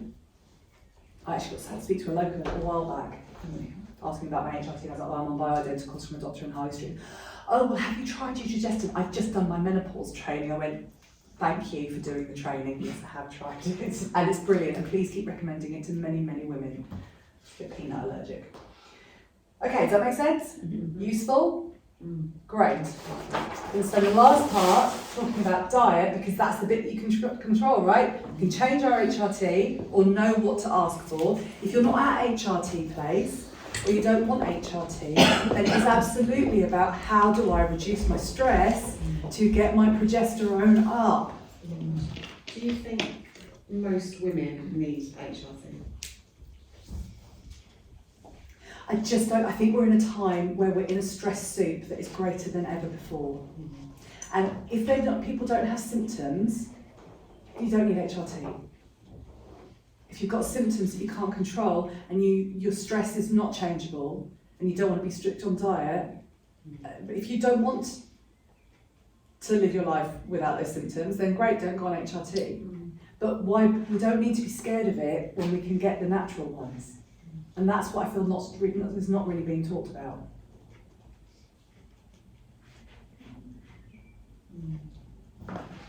But if we could reverse all of our stress and all of those things, then our body should make enough. We should have a few hot flushes. Menopause shouldn't be life affecting. There's always a big thing about heart disease and osteoporosis, isn't there? But again, it shouldn't be that bad for us because our adrenals should be making it, but they're not. So what I don't know is if we suddenly had a life transformation and took all our stress away and were eating perfectly, could we repair the damage that has been done to us by society and by depleted foods since the 1980s? I don't know. I don't know. Personally, I haven't got time to find out. I want to feel great. I want to feel as great as I can feel. I just think it's about knowing what questions to ask, knowing what the risks are, but with the body identicals, all of the research is there is none, and there is no recorded toxicity exposure to progesterone. What will happen if you have too much natural progesterone is you will be more sleepy, which is brilliant because most women have got insomnia. I'm like, jack us up with it. Overdoses on the progesterone, because most women, and their response to insomnia, having had it 5 years clinical insomnia, is amitriptyline. That's what I Yeah. We need progesterone, loads of it. Let's go swimming in progesterone. Okay, so let's talk diet, because we want to regulate those blood sugars, yes? Still one between two. So you're going to have a few minutes to talk to each other. You're actually one between two? Thank you.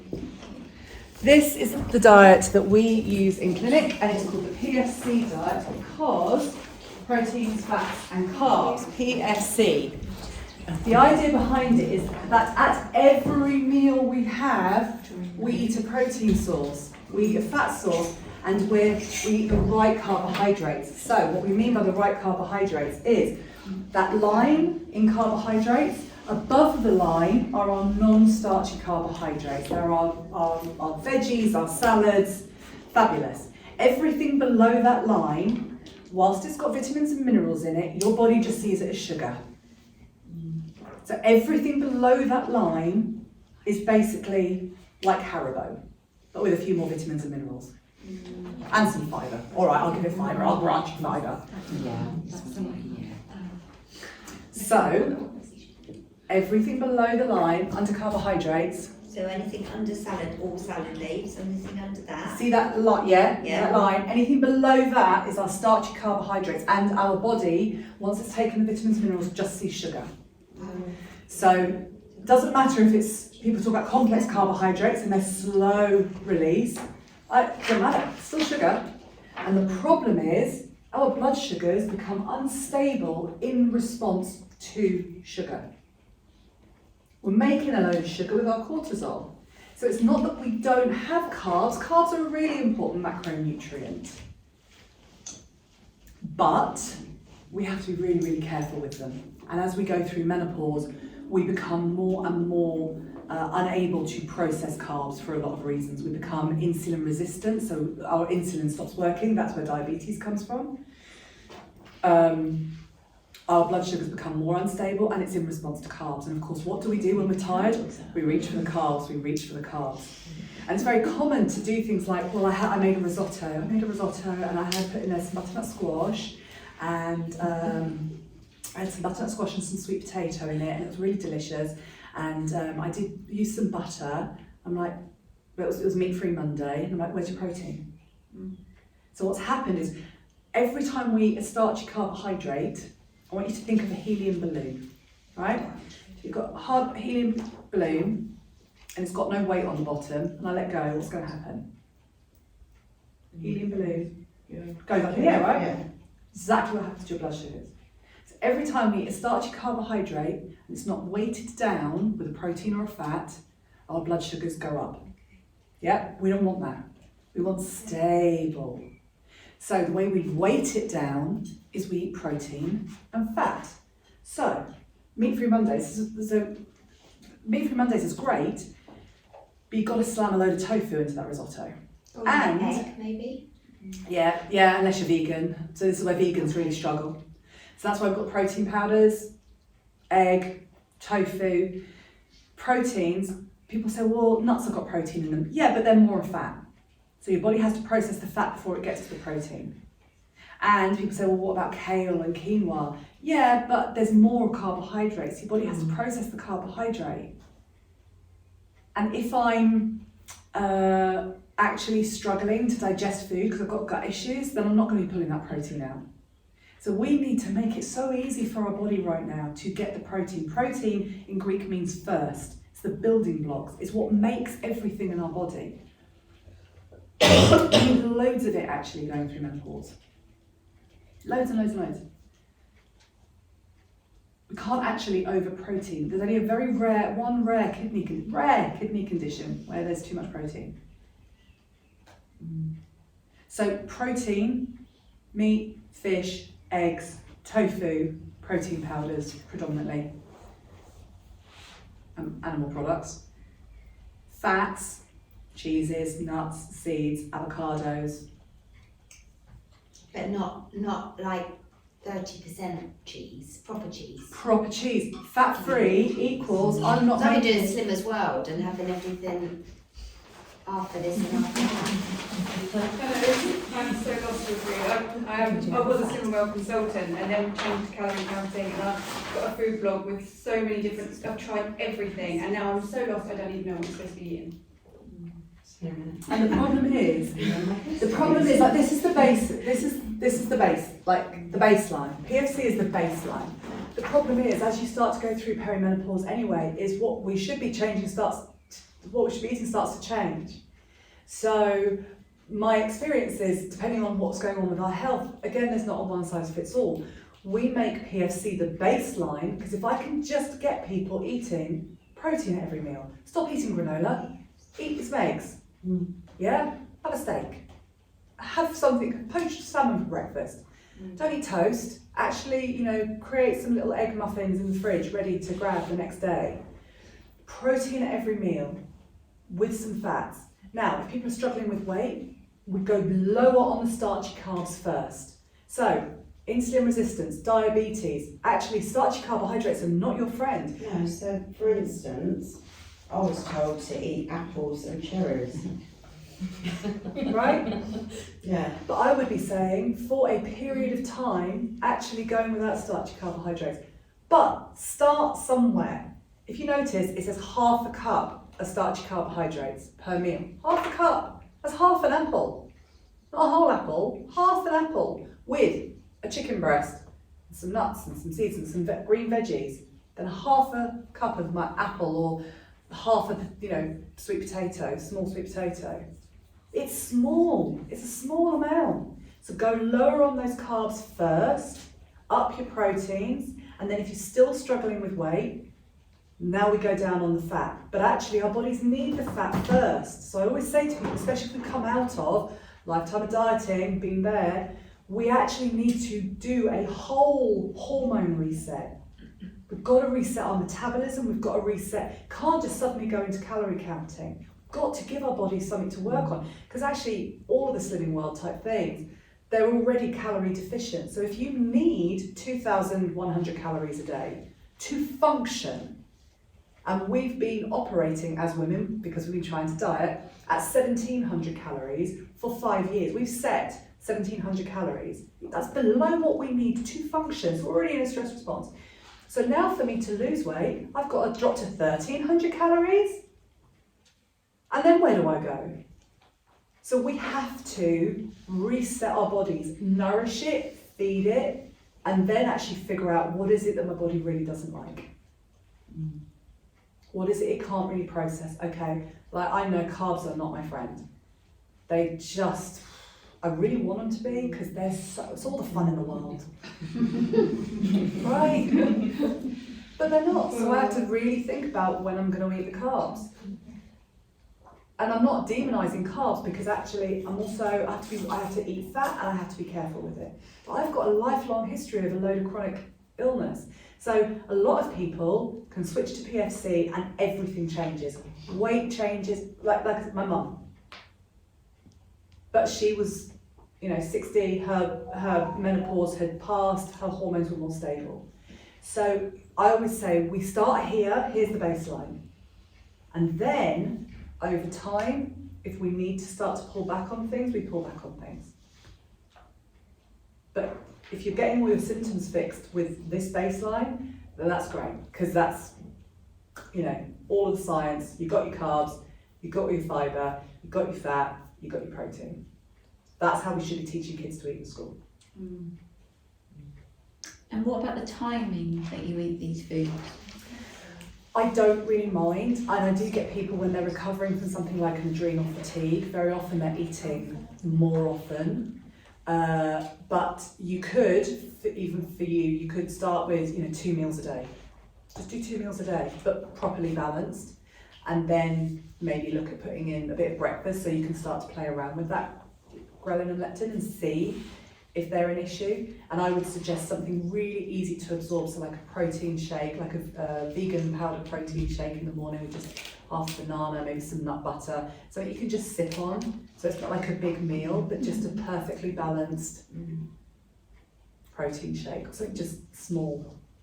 Is there a guideline for how long between meals? Should we eat every couple of hours? So our ghrelin starts to build up again after 3 to 4 hours.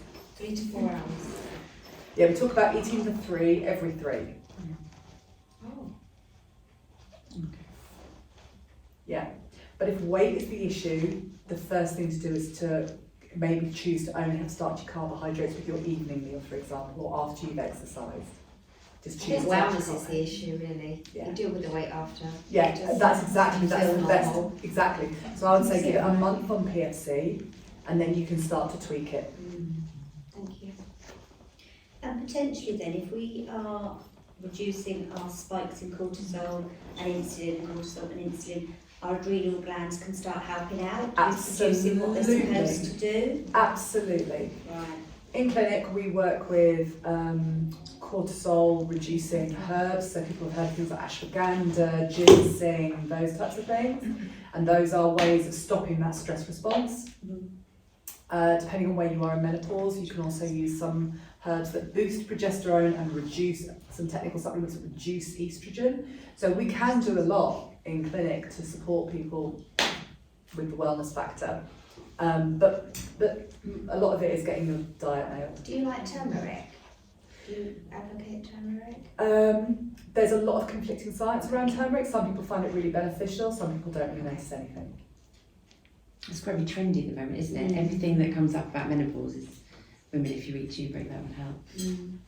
Yeah, there was a really interesting bit of research that said it's an antioxidant, but it's a more powerful oxidant, so it actually puts the inflammation in but removes its own inflammation. Okay. I need to have a black pepper for the absorption. Yeah, and black pepper is highly inflammatory. Yeah. Yeah. It's a lot of really interesting, and basically there is no wonder. It's like CBD oil. Everyone goes on about CBD, and I'm like, there's no wonder drug. Yeah. We're always looking for the What wonder must drug. Actually, what we need is the fundamentals. Yeah. And I was saying, I went to a conference on Thursday, and there's a lot of functional testing for things like estrogen detoxing and histamine intolerance, and 500-pound tests. And they're so nerdy, and you can find out this, and I'm like, great. Why aren't you just asking the question of why people got that in the first place?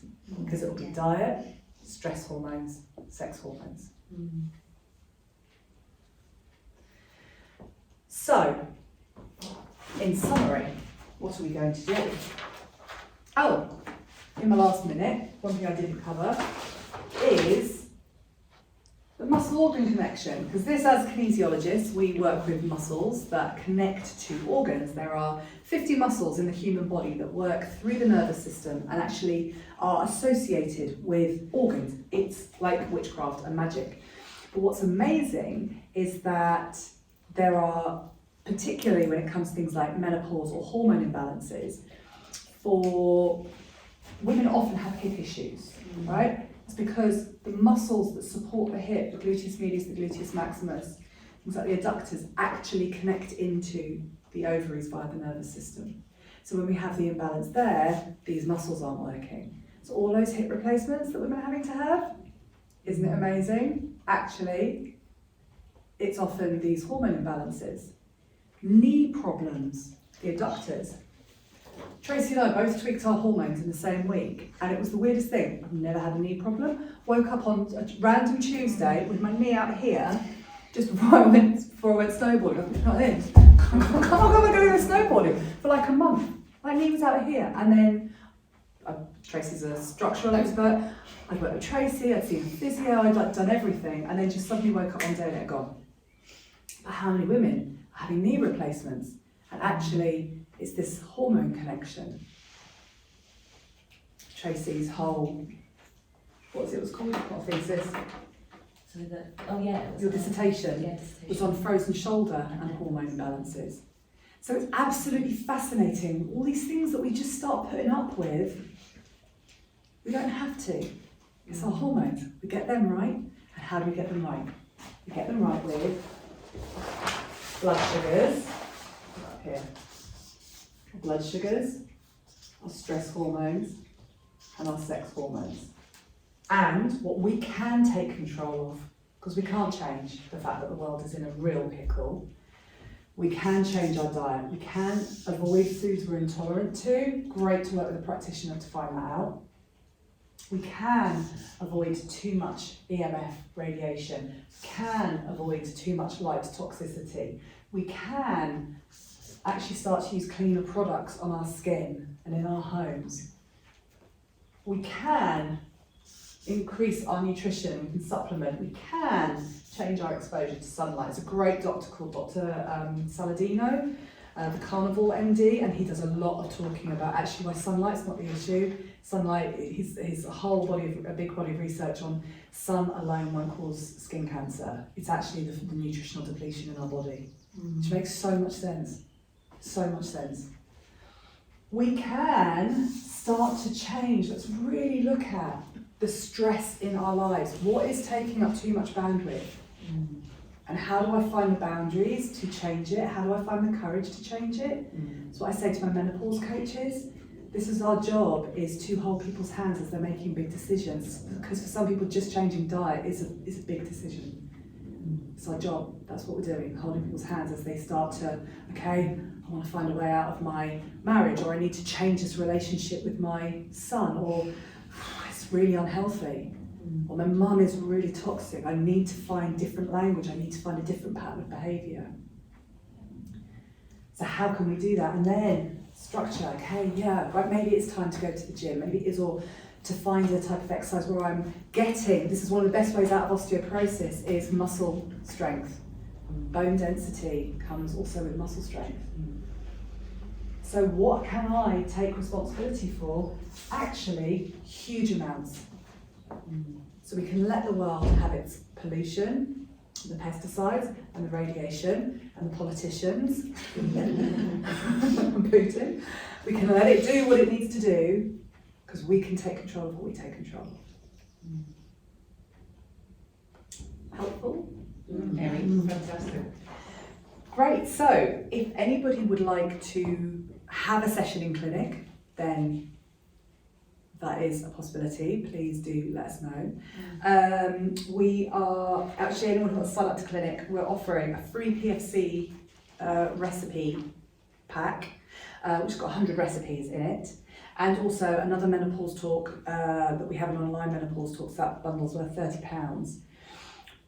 If you're fascinated by menopause and you would actually like to be a menopause coach, we go into all of this, plus the gut, plus the immune, in our online menopause training. And it's a great community.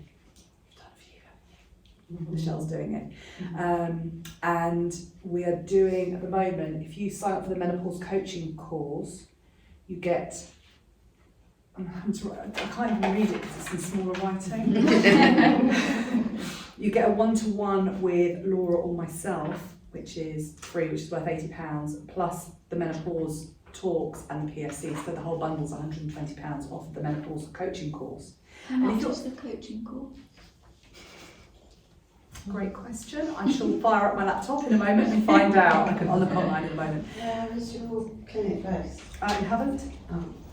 And then if you are interested in kinesiology and this connection, I'm actually doing a kinesiology talk this afternoon. So if you'd like to attend that, then you're more than welcome to attend that at 1 o'clock till 3 o'clock. And you will actually be getting balances with these lovely ladies. They could actually look at your hormones and those things.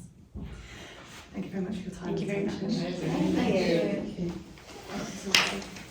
Could I just ask, will you be running the kinesiology portion again? Yes. Okay. Oh, what, the kinesiology taster?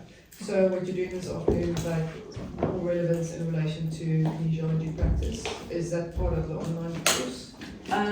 Or is the online course purely education and then just your application is how you apply it? So the application is remote coaching. Well, you could be in clinic with someone, but it is verbal coaching. It's not body work.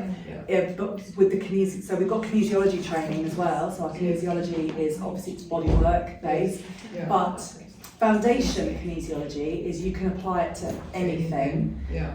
Our practitioner training is focused on this. Yeah. Absolutely. Blood sugars, Super. hormones, stress, digestion, immune. So that's what Right. functional kinesiology, Yeah. our kinesiology is. It's Yeah. absolutely honing in this, but using the kinesiology. But we Yeah. realised that everyone wants to be a kinesiologist, so we created the knowledge, but with a coaching aspect Yes. for people who want to be able to do the coaching. Okay. Super.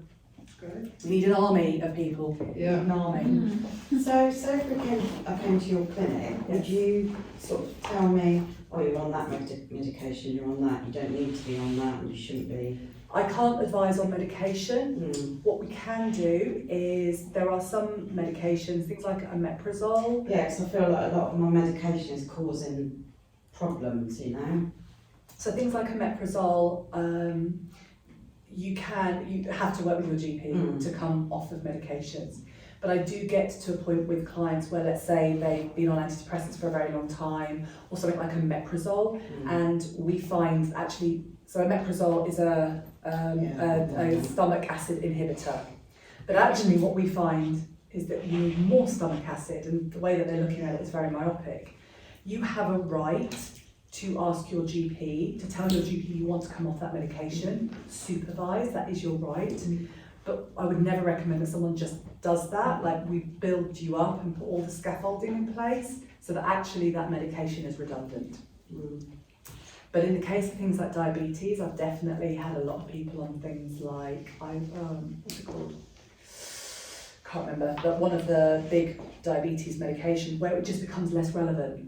Thyroxine can become less relevant, and so people are reducing their medication, but it's not a straight away thing. We build the scaffolding, get your body doing what it needs to do. So how do I know if I'm having menopause symptoms rather to my medication? Because a lot of the medications are same sort of symptoms, aren't They can be, but are you on a contraceptive pill, like a combined pill? they? Yeah. Then that will be masking anything, Yeah. and that would be one that you could quite Quite quickly, easily. you could speak to your doctor and say, I want to come off that, see where I'm at in the menopause. Yeah. And then you just start to deal with the fallout. Yeah. Do you find it's, because I'm 50, so you 57. She had to work you in there. It's not just me.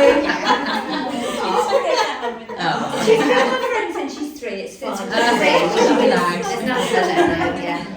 But I got the hips, I'm a nurse, so I presume I'm just really broken. I'm signing myself up for a hip replacement, but now it might be this, because my hips are hideous at the moment. But when I've expressed on the phone, you know, e-consult to the GP, because I'm 57, he's telling me I'm through the menopause. I've got an 80-year-old client who's still bleeding. My mum's still going through it. Well, I've She's got the 17. marina in, so I wouldn't know if I'm bleeding or not. It's Right. been in forever, but I'm still getting all this hotness and horribleness and all the rest of it. So he's not interested. He still gives me my gel to shut me up, but he said, "You're 57. That's not what's up with you now. It's stress. It's this. It's whatever." How does he know? Because he rang me.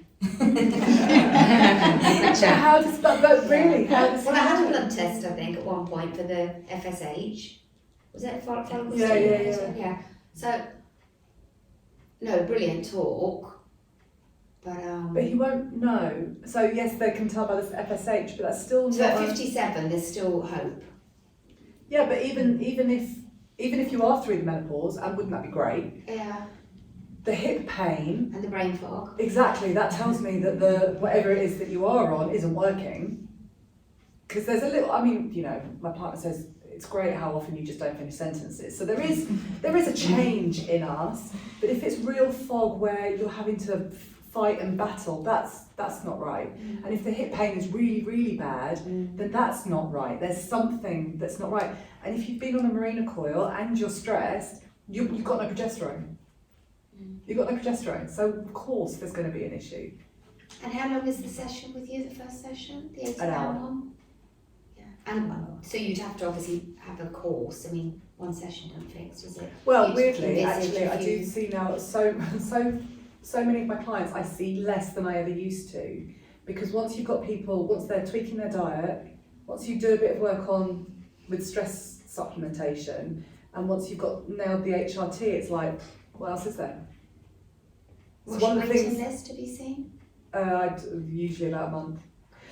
This is why I love teaching this, because when I first trained as a practitioner, it was you put people in monthly, and that's great, and it's lovely to have that support. I mean, it was very beneficial to me for a time, and I've got clients who do love to come for a month, every month and do something. But actually, I'm like, if we don't need it, let's do something so effective that people will be singing about you from the rooftops, and you're going to get loads of people. And with all due respect, unless people have got a really stubborn issue, I shouldn't have to see them more than a few times. We can do some of the emotional work, sure, if there's lots to unpick, love doing all of that.